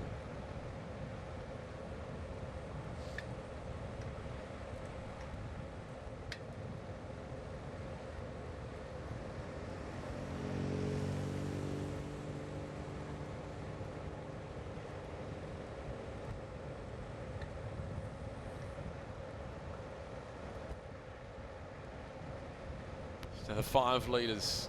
It would be the fairy tale story if one of these riders was able to win the stage, an all-Chinese breakaway in one of the biggest races on the Chinese calendar, and trying to defy the teams of the sprinters and some of the teams we see at races such as the Tours of Italy, France and Spain. they've been working as a really good cohesive unit. With the exception of 2 of them, they're all on different teams. There's 2 teammates here, number 92 and number 94. That is Miao and Jiang. They ride for the Henjiang cycling team. But the rest of them, different teams, but they are working as if they are just one group, and that's their only chance of being able to win the stage. This is Yuval Ben Mosh now at the front for the Israel Cycling Academy team. This is a much more serious chase. He really is upping the tempo. One of 2 Israeli riders on the Israel Cycling Academy team. And of course, Tom Hubbard comes to the front, right on cue. Kiwi, who's one of the reliable workhorses for that squad. Number 32, Simon Carr, down the back for the Daleco Marseille team. Somewhere near the front will be number 35 for that team, Brenton Jones, the winner of yesterday's stage. Jones will quite like the last 1.5 kilometres on this stage. Right-hand turn just inside 1k to go. It's very much to the liking of Brenton Jones, who is a brilliant criterium rider. He is the current Australian criterium champion.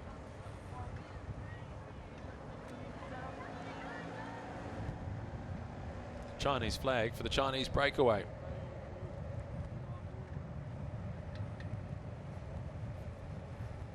A good turn of pace by number 104, Zheng, as they went through that corner, maintaining their rhythm out of the corner. Lozano is the man on the front, the dark blue colours. Second position, that is Prefico.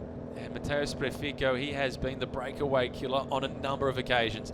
He's the one rider from Androni Giocattoli that they keep on sending to the front to chase down the breakaways inside the last 5, 6, 7 kilometres to make sure their 2 sprinters are in the ideal spot to at least be in with a chance to win. At the moment, you're seeing a lot of the teams getting themselves organised, and they're all lined up together. But the Androni squad, they've got just one rider at the front, Sprefico. Meanwhile, their sprinters, Benfato and Palucci, they're just hiding in the peloton amongst the other teams of the sprinters, and they'll feed off them. They don't need the big lead-out train.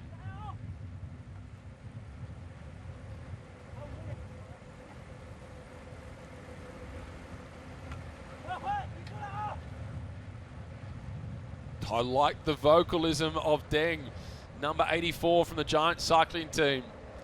Doesn't need any translation, it's just all encouragement.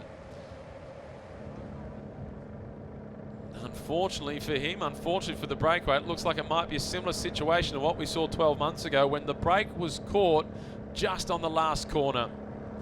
Boris Valet in the green jersey, he knows the wheel that he wants. Boris Valet has lined himself up behind the overall race leader. He's in the slipstream of orange. He's pegged on Dylan Kennett. Israel Cycling Academy moving up on the right-hand side of the screen as well. Looking for Mikael Reim to see if he can go a little bit better than what he did in the intermediate sprint. He needs a spot inside the top 3, and he needs to be ahead of Boris Valet to go from 4th overall to a position on the podium at the conclusion of this race.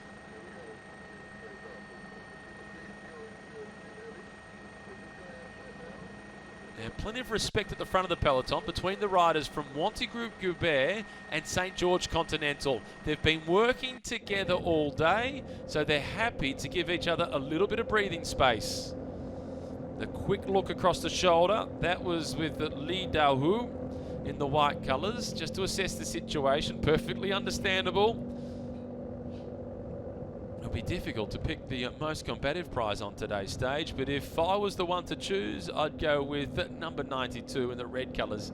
The man at the front right now, this is Miao. He was off the front on his own for a while, looked as if he was going to be dropped by this group.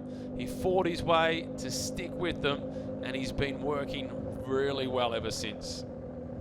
Plus, he's one of the youngest guys in the race at just 19.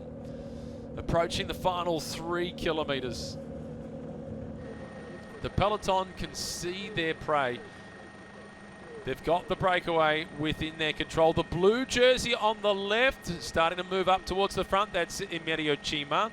He's always prepared to take some big risks. Importantly for Chima, he has his brother Damiano to support with the lead out. And Damiano was a stage winner this year at the Giro d'Italia, where Pascal Ackermann finished in second position. So that is a quality lead out for Emerio Chima. Now just about everybody in the breakaway is looking across the shoulder. Panic stations are starting to set in, but it's not over yet. They start to attack each other. This is Lee, who's now going on the attack over this bridge. It will feel like a hill to the riders in the breakaway. For the sprinters, this bridge is a good opportunity to use their teammates to string the peloton out and make things ever so slightly safer. First of the riders from the breakaway now has been caught. That's Zheng from Kunbao, who's been reeled back in. Israel Cycling Academy on the right-hand side of the screen. They're trying to move around the outside using this bridge and their horsepower to get their sprinter, Michael Ram, right to the front end of the main field. But St. George Continental, they've got the horsepower to control the race. They won't be outdone on the final stage. Kennett is still sitting comfortably right in the business class seats, and he's got Boris Valet lining up behind him. A little bit of a flick on the left. Mikel Ram is the last of the riders in the white and blue colours from the Israel Cycling Academy. Rugugu is just behind him in the black and red colours. Brenton Jones is also being brought forward by the Delco Marseille team, and he gets himself up towards that orange jersey of Dylan Kennett. He and Boris Valet are both fighting for the jersey of Dylan Kennett. There's one right-hand turn to come. Once they hit that, they'll see the finish line. The trick is not to go too soon, not be fooled by seeing the finish. Save it until hitting the afterburners with around about 200 metres remaining. Valet wiggles his way through in the green jersey, and he picks up the wheel of Dylan Kennett once more. And the purple colours, Penalvar, he is squeezing on the left-hand side of the road. He's looking to get himself in a position. Israel Cycling Academy now at the front. Chen, the red jersey, is the best Chinese rider. He goes to the front as he's fighting to try and protect their sprinter, Roy Efting. The last right-hand turn inside the final kilometre. Kennett in the orange jersey, he's set to win the race overall, but can he make it stage win at number 2? There's a little split at the front. Israel Cycling Academy trying to close things down. Now Wanty Group Goubert coming through. Kennett is going early. Valet is waiting in green. Dylan Kennett hits the front. That is a long way to go. Perhaps he's trying to set it up for one of his teammates. Kennett, he looks across the shoulder. He now gets out of the way. Roy Efting in the dark colours, the Dutch sprinter. He is also gone early. This is still a fair way to go. Benfato is waiting. He's poised. Benfato has won once. It's Chima in the orange colours. Einhorn is opening up. Benfato is squeezing through. Palucci on the right. Teammates doing battle. It is Benfato who gets the win. Palucci also celebrates, but it's Benfato who makes it 2.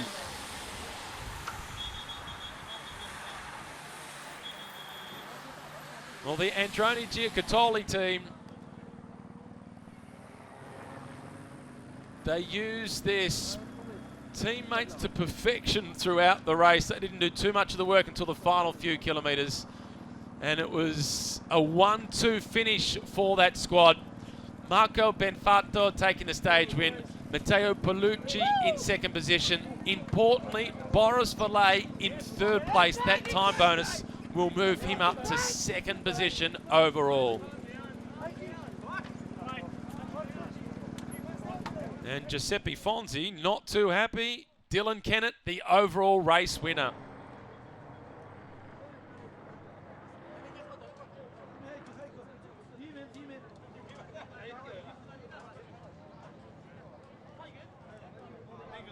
And you could throw a blanket over them once again. It was super tight at the finish line. It's Benfato Palucci, Valet. Then it was Einhorn, followed by Perron and Reim in 6th position. Therefore, in terms of the general classification, it's Kennett in 1st place overall, Boris Valet in 2nd position in the general classification, and Matthias Brandl rounds out the podium in 3rd spot. That was incredibly tight between the two teammates from Androni Giocattoli. Nearest the picture, then Fato with the yellow shoes. And Boris Valet again so consistent in the placings. 2nd yesterday, 3rd today. And he's now up into 2nd position in the general classification. Confirmation, Marco Benfato takes out the stage victory. That's his 2nd, the 4th for the team. Matteo Palucci in 2nd position. Boris Valet in 3rd place, but it is Dylan Kennett who goes out the winner of the 10th edition of the Tour of Taihu Lake.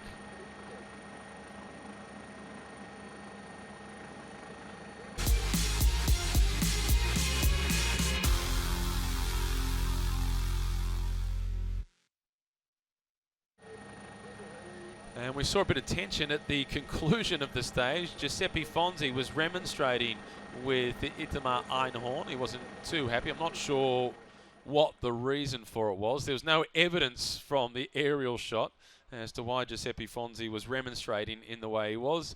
Perhaps tempers, well, they just get a little bit flared when it comes to sprint finishes. And the ever so classy green jersey of Boris Valet congratulating this year's winner, Dylan Kennett. From last year's winner to the 2019 winner of the race, Valet across to Kennett. Brenton Jones just sliding through the picture, the winner of the stage yesterday. Surprisingly, didn't feature inside the top 10 today.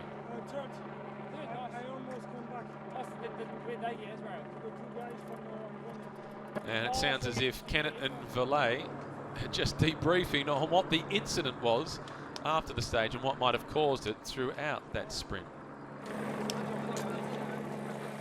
Wasn't a bad move by Kennett, not getting involved in that sprint. There was nothing to be gained by being part of that sprint finish. Sure, if he got a clear run at the line, sprint finish, take the stage victory, fantastic. But there was a lot more risk than what there was reward.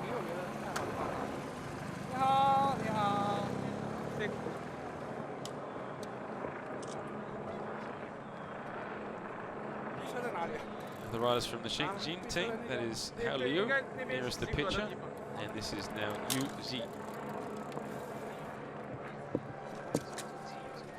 And the Neri Sottoli team, they're in a deep conversation with Montegroup Goubert.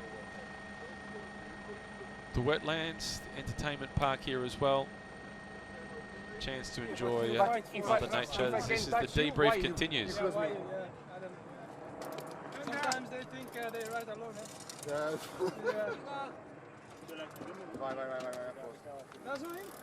The rider with the beard, that is Giuseppe Fonzi. He's the rider that was the most heated at the end of the stage.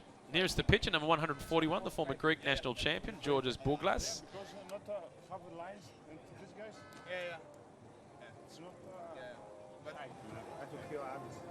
He's also talking about the fact that it was a little erratic in the final run through to the finish on today's stage.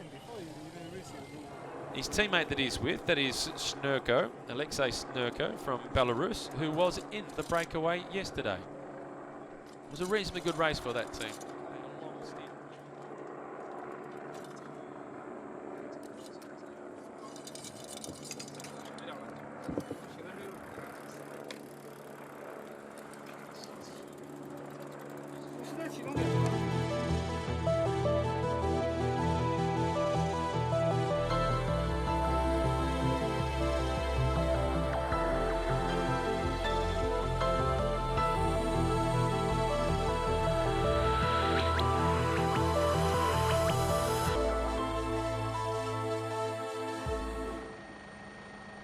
The 2019 edition of the Tour of Taihu Lake, it has been run and won, and it's the Kiwi Dylan Kennett who has come out on top.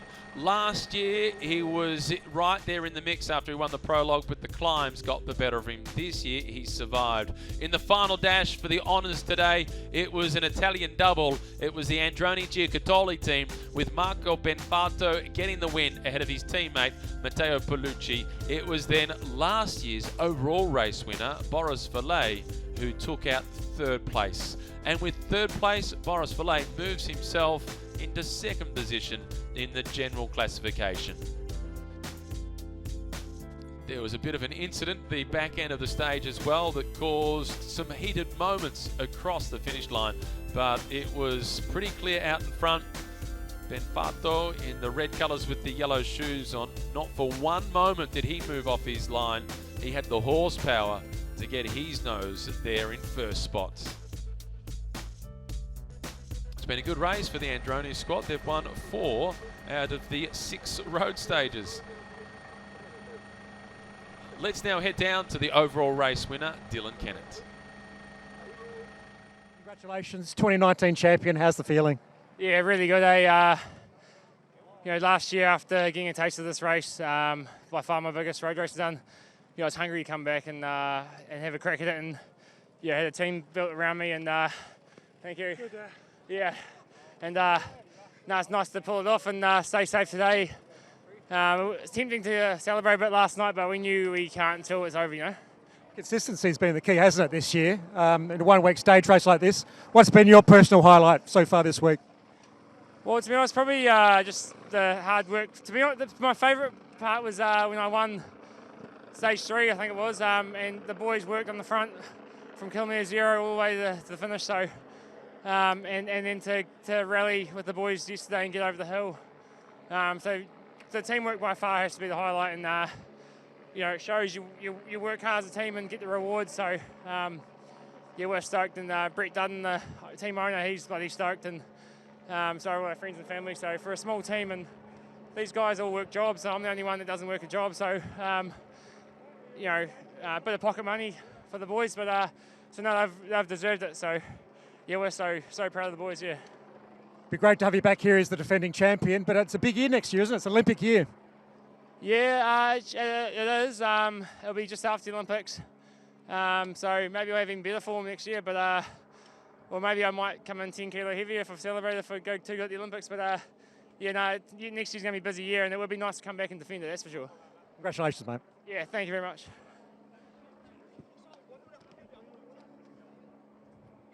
Back as the defending champion, he gets the congratulations from Wanty Group Goubert, including the man in green, Boris Vallet, who was last year's winner, who this year stands in second position in the overall standings alongside Kennett.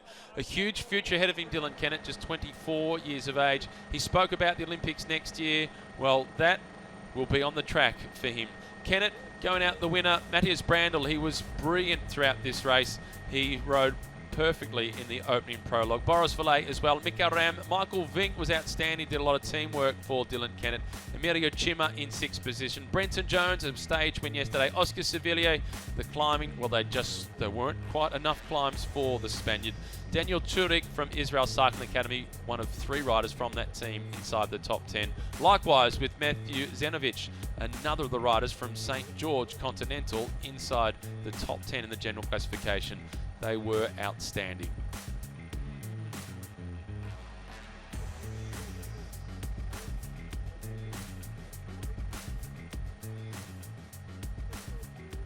Well, for the rest of the riders in this race, particularly for some of the riders from this team, the Chinese riders, they can be pretty happy with the way they've performed. The guys that were in the break today, number 104 in particular, that is Li Dahu. He was very good. He sprinted well on stages 1 and 2. Got himself in the thick of the action on today's stage. There's a lot to look forward to. Chen, he's won the best Chinese rider classification. We've had Cima take out the blue jersey for the best young rider classification. And Kennett, in addition to collecting the orange jersey, he's also collecting the green jersey for the points classification. So it really has been a successful race for him and for that team. Boris Valet is in second position in that classification, Paolucci in third spot, followed by Ram, and then Benfatto, who was today's stage winner.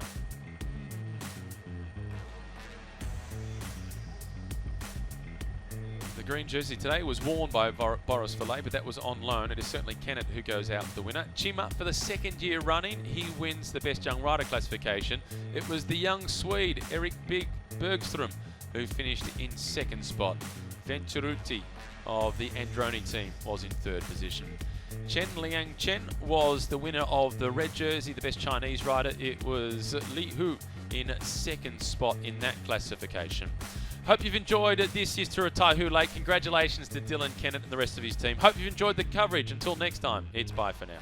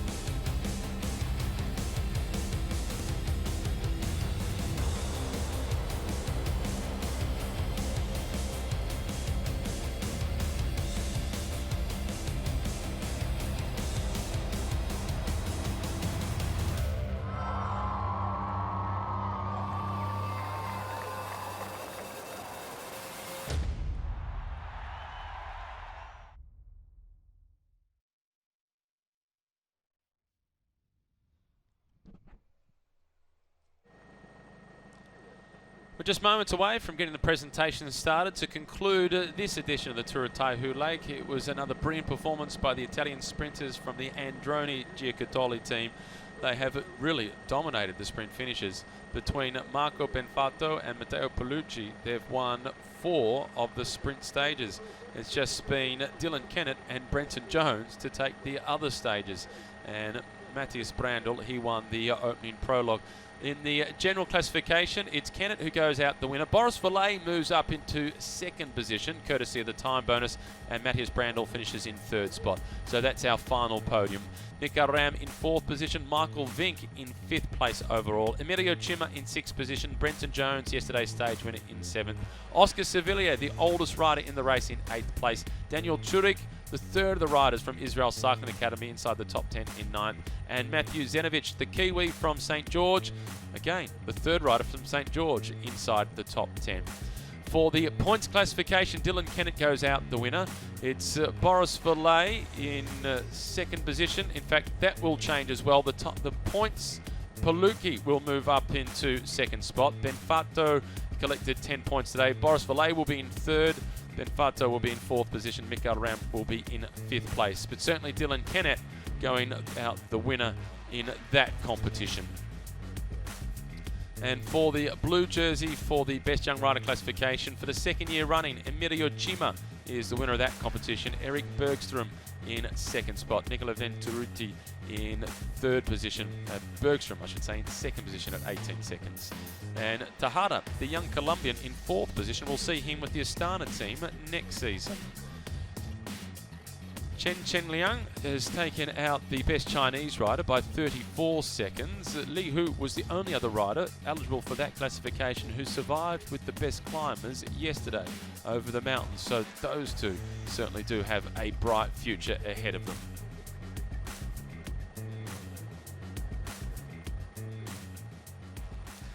Now let's head down to the winner of today's stage, Marco Benfato.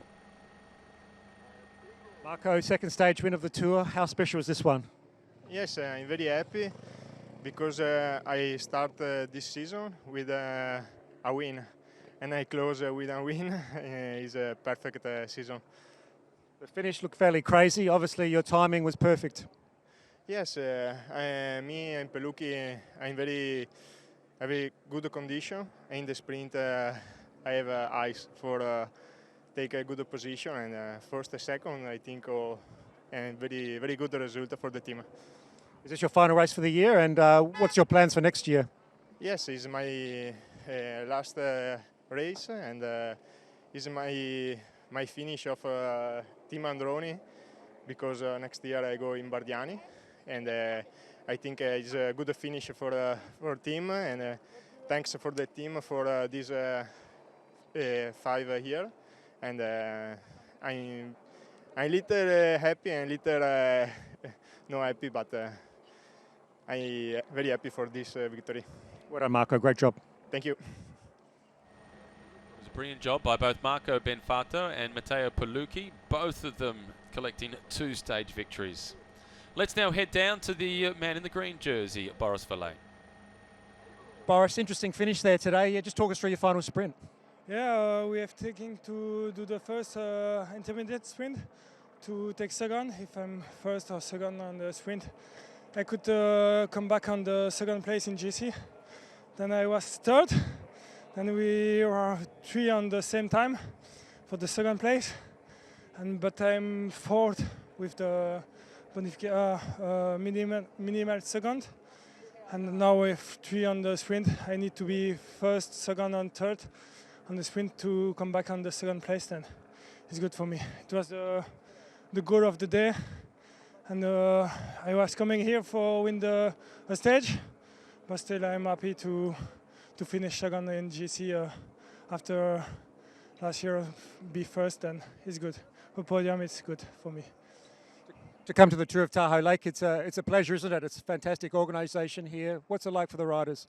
Yeah, for me, I think it's one of the best organizations in the world for Chinese race. It's really nice. Yeah, I see last year they make some modification for this year also. Then it's going to be also better each year, I think. Then maybe next year I come back again. Well done. Thank you. Thanks, Boris. We do hope that he does come back, Boris Valle. First last year overall, second this year.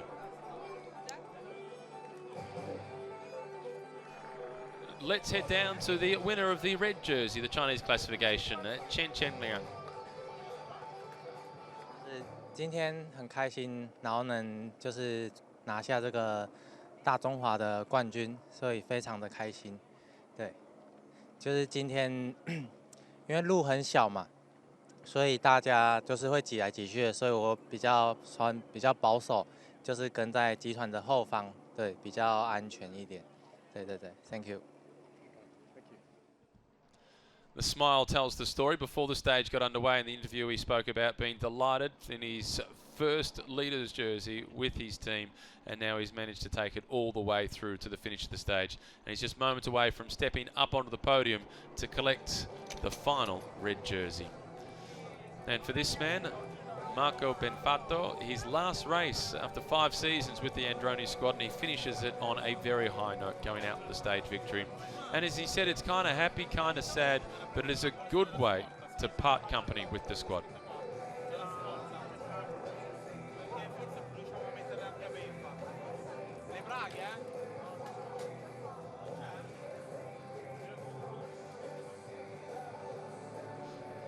Let's now head down to Mark Falahy. Matthias, congratulations, third place. You must be happy with that result. Yeah, actually, I wanted to be more in front. Yesterday we tried everything, but we couldn't lose Dylan. So today was a sprint stage. We were a bit unlucky in the sprint with Itamar and Miku. Also, the leader, he started his sprint and then he stopped sprinting with 500 meters to go. So he was a little bit on the way. They rode together with Monty, so yeah, today Monty took our second place. You had a win in the prologue. The team's been very aggressive every day. You must be satisfied that the team's done their best. Yeah, we've tried everything, especially yesterday. We were in every move. We tried to make the race hard. Yeah, the leader really, Dylan, he had a really strong team, which brought him back a lot of times. So yeah, that made him a real winner, and I can only congratulate him. It's exciting next year, going to the Pro Tour level. We get to race in the biggest races in the world, like the Tour de France, against the best riders. Must be exciting. Yeah, I mean, I was already a few years in World Tour. I know this. I also enjoyed this year, especially races like this, where you don't have so much competition. It's also more fun. And next year we also try to have fun, but it will be for sure harder to take wins. Well done. Thank you. Thanks. Matthias Brandl finishing in 3rd position in the general classification. The Israel Cycling Academy team, they tried to get 2 riders from that team up onto the podium, but as Matthias just explained, it didn't quite work out with that intermediate sprint.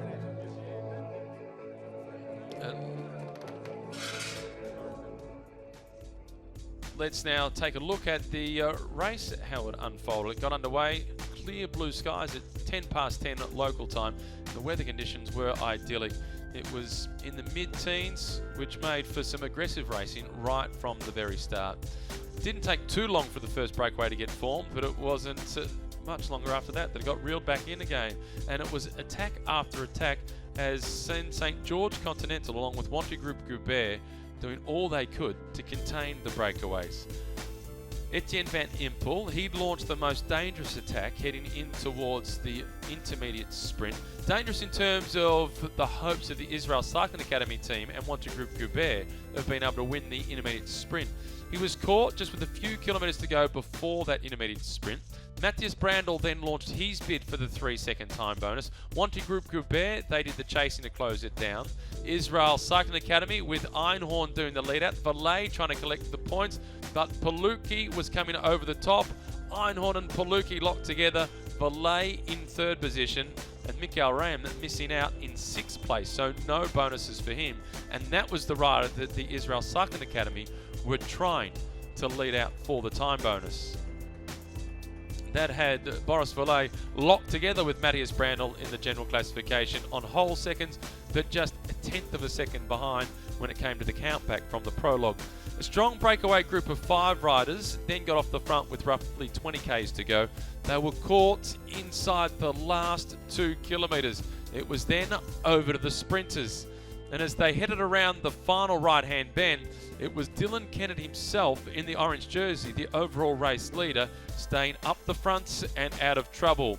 The sprinters then opened up the afterburners as Benfato and Palucci, the teammates, they went shoulder to shoulder, and it was Marco Benfato who drew level with his teammate Palucci, both of them winning 2 stages for the race. This time it was Marco Benfato getting the win ahead of Matteo Palucci, with Boris Valet in 3rd spot on the stage.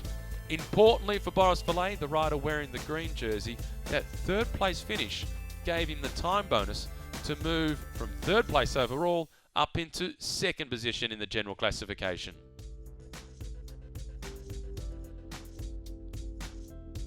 Wisely, Dylan Kennett did not get involved in the sprint finish. He just kept himself out of trouble.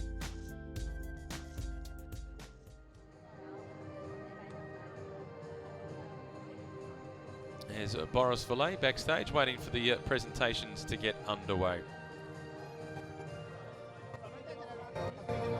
And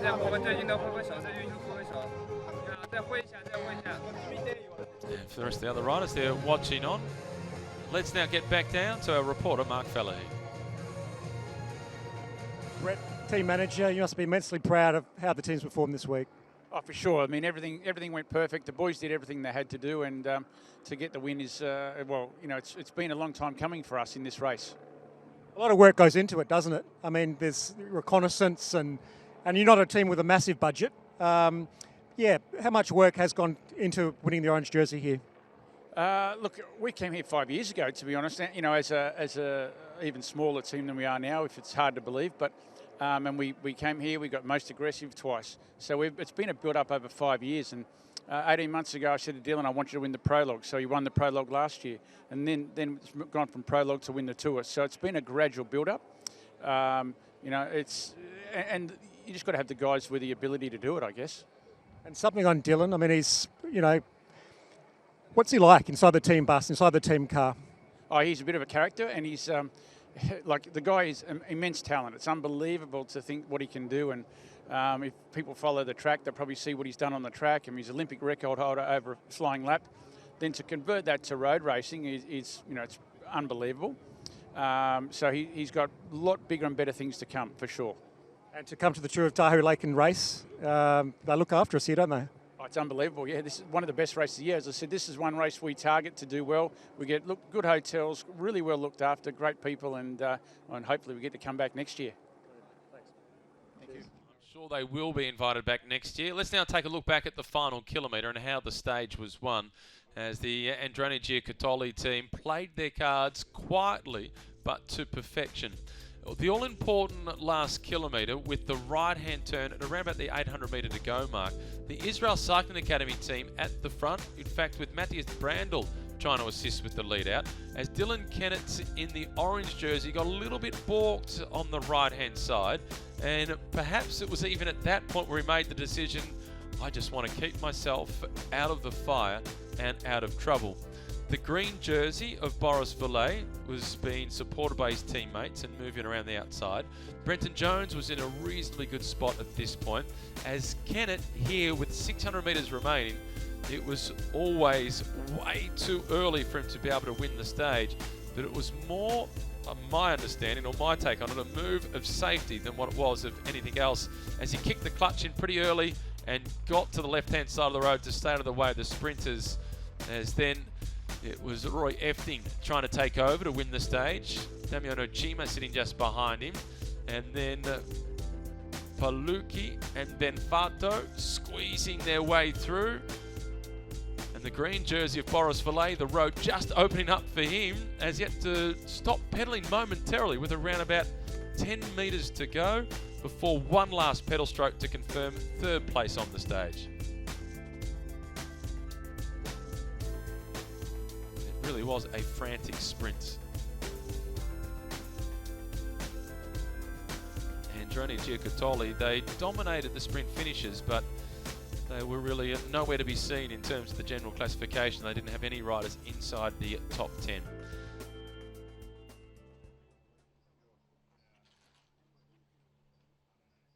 They've got riders waiting and ready to go for the podium presentation with the first and second on the stage. Thumbs up from Chen for the Ming Middle team. He'll be on the podium shortly as the winner of the red jersey for the best rider from the Greater China region.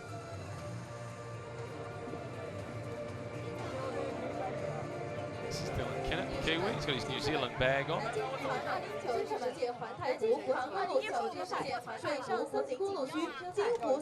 of the New Zealand track program, he will play a crucial role for New Zealand at the Olympic Games next year.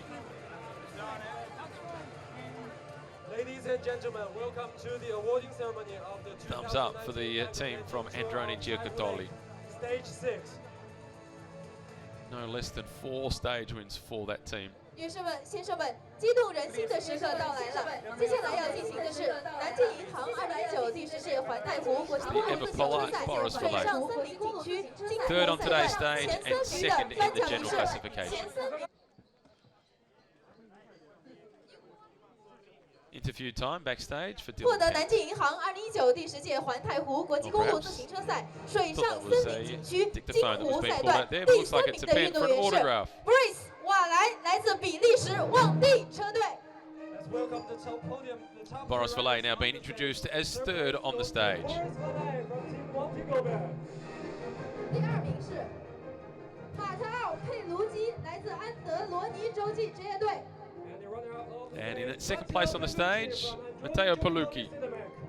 第1名是马尔科门法托。 He's had a successful race. He's won 2 stages. And now his teammate, Marco Benfato, the winner of the stage. He was also the winner of stage 1, so won stages 1 and 6, the top and the tail of the road stages.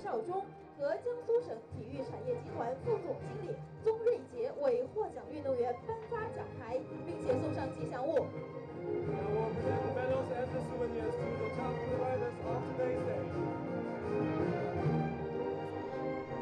each of the stages, the place getters, they get medals. They also get these fluffy dolls. Boris Valet collected quite a few of those last year.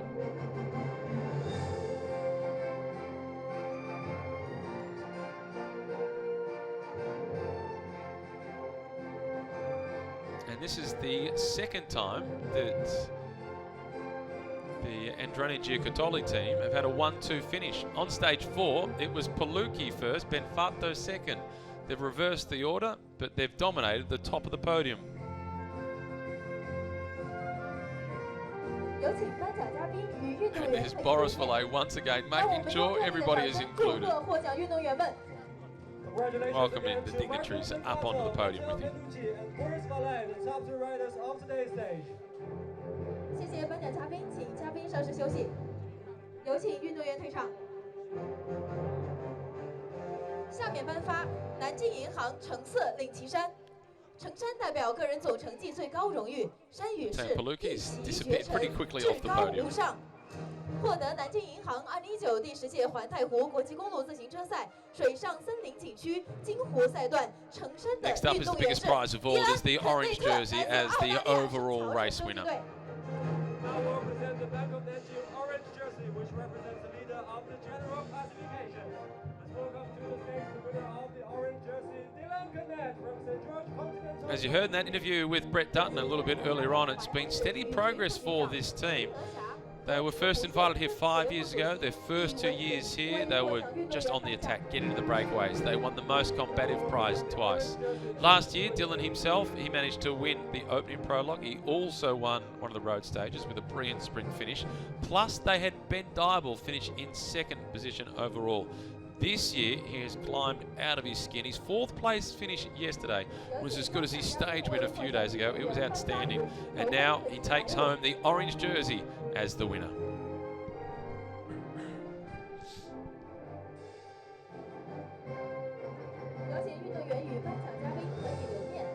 He's got the whole process down pat. It will actually be a real challenge for him to come back to the race next year after the Olympics. Such a build-up to the Olympics as his teammates just enjoying a lighter moment backstage. Having a bit of fun getting ready for the big celebration. Green jersey still to come for Dylan. It will be tough coming back as the defending champion post-Olympic Games. There'll be a real emotional release after the Olympics with that big 4-year build-up towards the Games in Tokyo.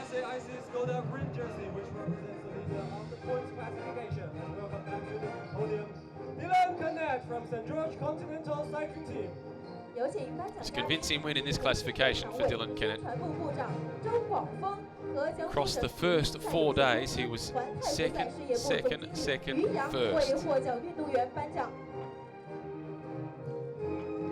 fact, in the opening 6 days of racing, his worst result, if you can call it that, was a 5th place finish. Now we'll present the green jersey and the souvenir to Dylan Canet, the winner of the points classification.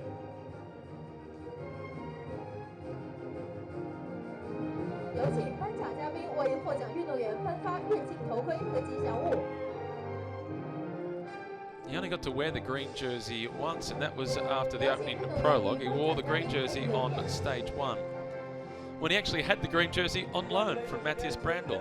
So the only time he wore the green jersey was the day where he wasn't actually in the lead of that classification.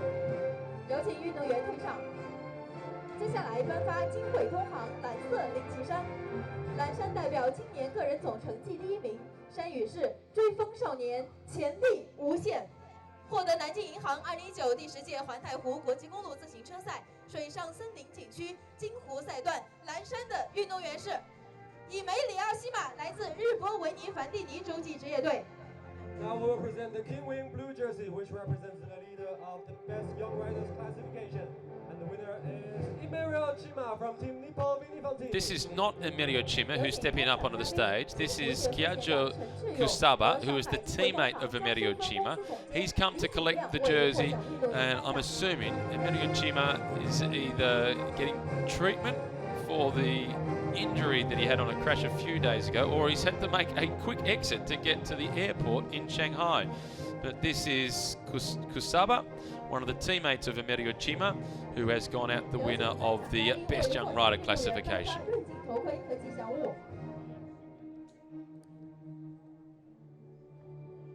As in fact, there's none of the other riders on the Nippo Vinny Fantini team who are eligible for the Best Young Rider classification. But Emilio Chima, he was the winner of that classification last year. He's backed it up 2 years in a row. He looks a little apologetic here. Kiajo Kusaba. 红山代表大中华最佳车手，山雨是中华之巅，独领风骚，获得南京银行2019第10届环太湖国际公路自行车赛。 Now Chen Liang is the winner of the red jersey for the best Chinese rider. And the final jersey will be the Centec red jersey, which represents the best rider from the Greater China region. Let's welcome to the podium Chen Jianliang from Memio Pro Cycling Team. Just 2 riders eligible for that classification survived over the mountains yesterday. There was 30 riders in total at the start of today's stage that were still in contention. A few of the riders that started the race on day 1 crashed out throughout the race, but Chen Liang, he came out on top, winning by around about 38 seconds in that classification. In fact, 34 seconds was his gap in the end, ahead of Li Hu.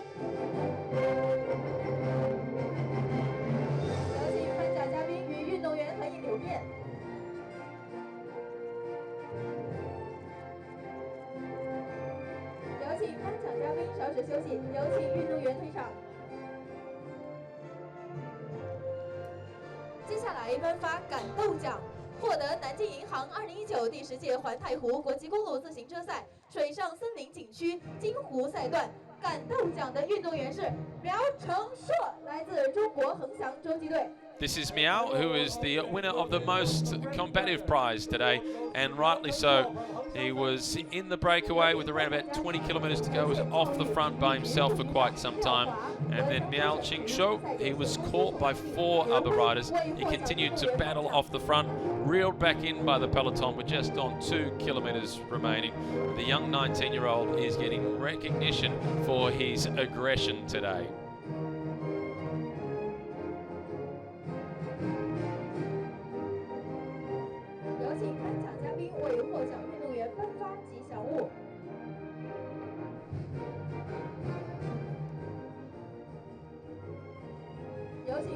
A thumbs up for the most combative, and I'm sure that's not the last that we have seen of Miao.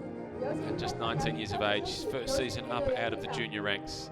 He'll take a lot of confidence out of this performance. The fact that he makes it to stage 6 and he's able to go on the attack in the manner that he did, he can start to believe that he belongs in the pro peloton. Now all the jersey holders make their way up onto the podium, along with our stage winner and second place on the stage also.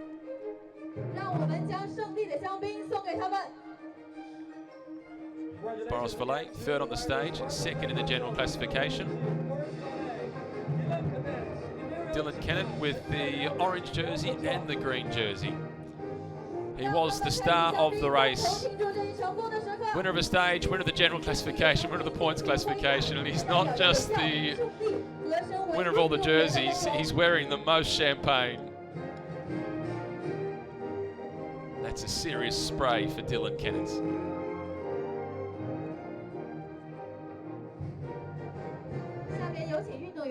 到新闻采访区接受采访，再次祝贺获奖运动员们，同时感谢大家的守候，让我们一起享受。So let's now take a look through the final classifications for each of the key jerseys.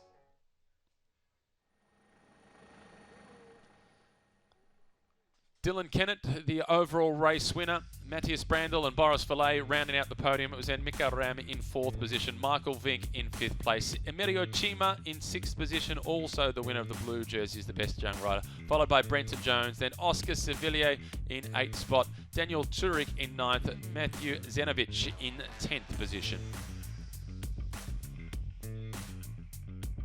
For the green jersey, the points classification, Dylan Kennett once again goes out the winner of that competition. Heading into today's stage, he had an unassailable lead, and it was Valet, Paluki, Ram, Benfato. They were his nearest rivals. Jones, yesterday's stage winner, was in 6th position. The best young rider, Chima, he won by 18 seconds ahead of Eric Bergstrom. It was then Nicola Venturuti in 3rd spot, followed by Harold Tahada in 4th. And for the red jersey, the best Chinese rider, it was Chen Liang Chen, taking out the win by 34 seconds ahead of Li Hu. Hope you've enjoyed the coverage of this year's race. Congratulations to Dylan Kennett, the winner for 2019.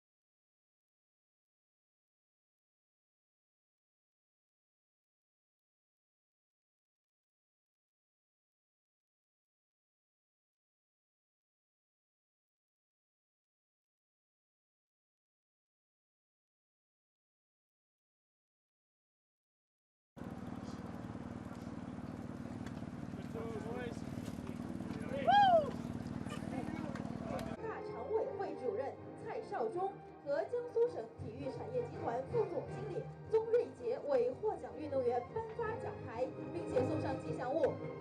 大常委会主任蔡少忠和江苏省体育产业集团副总经理宗瑞杰为获奖运动员颁发奖牌，并且送上吉祥物。First Ballet, the top two riders of today's stage. 有请运动员与颁奖嘉宾合影留念。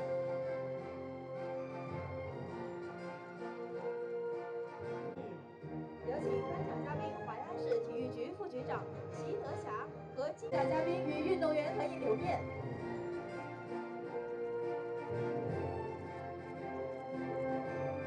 有请颁奖嘉宾稍事休息，有请运动员。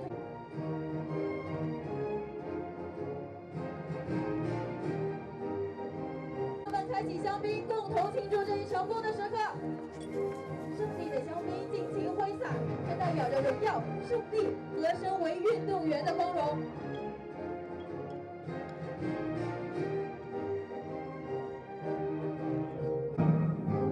让他们开启香槟，共同庆祝这一成功的时刻。胜利的香槟尽情挥洒，这代表着荣耀、胜利和身为运动员的光荣。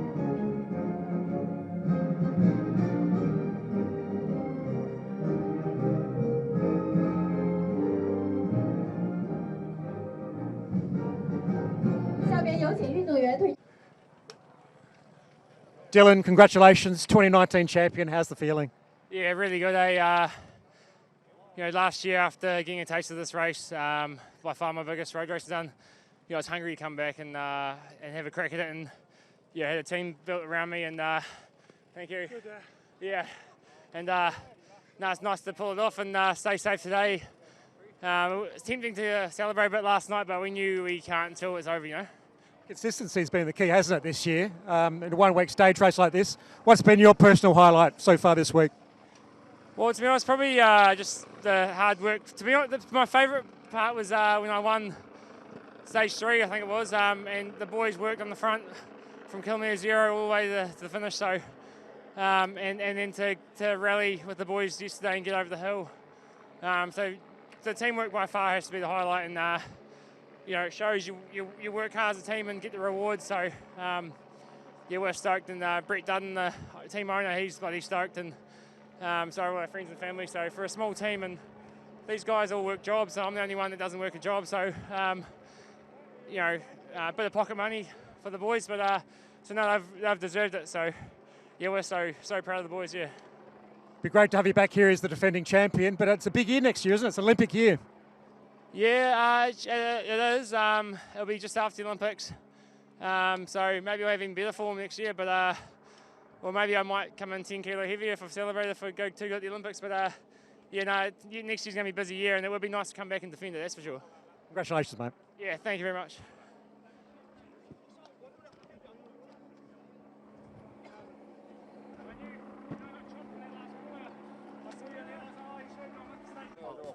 哦，好，就是今天很开心，然后能就是拿下这个大中华的冠军，所以非常的开心。对，就是今天因为路很小嘛，所以大家就是会挤来挤去的，所以我比较保守，就是跟在集团的后方，对，比较安全一点。对对对 ，Thank you。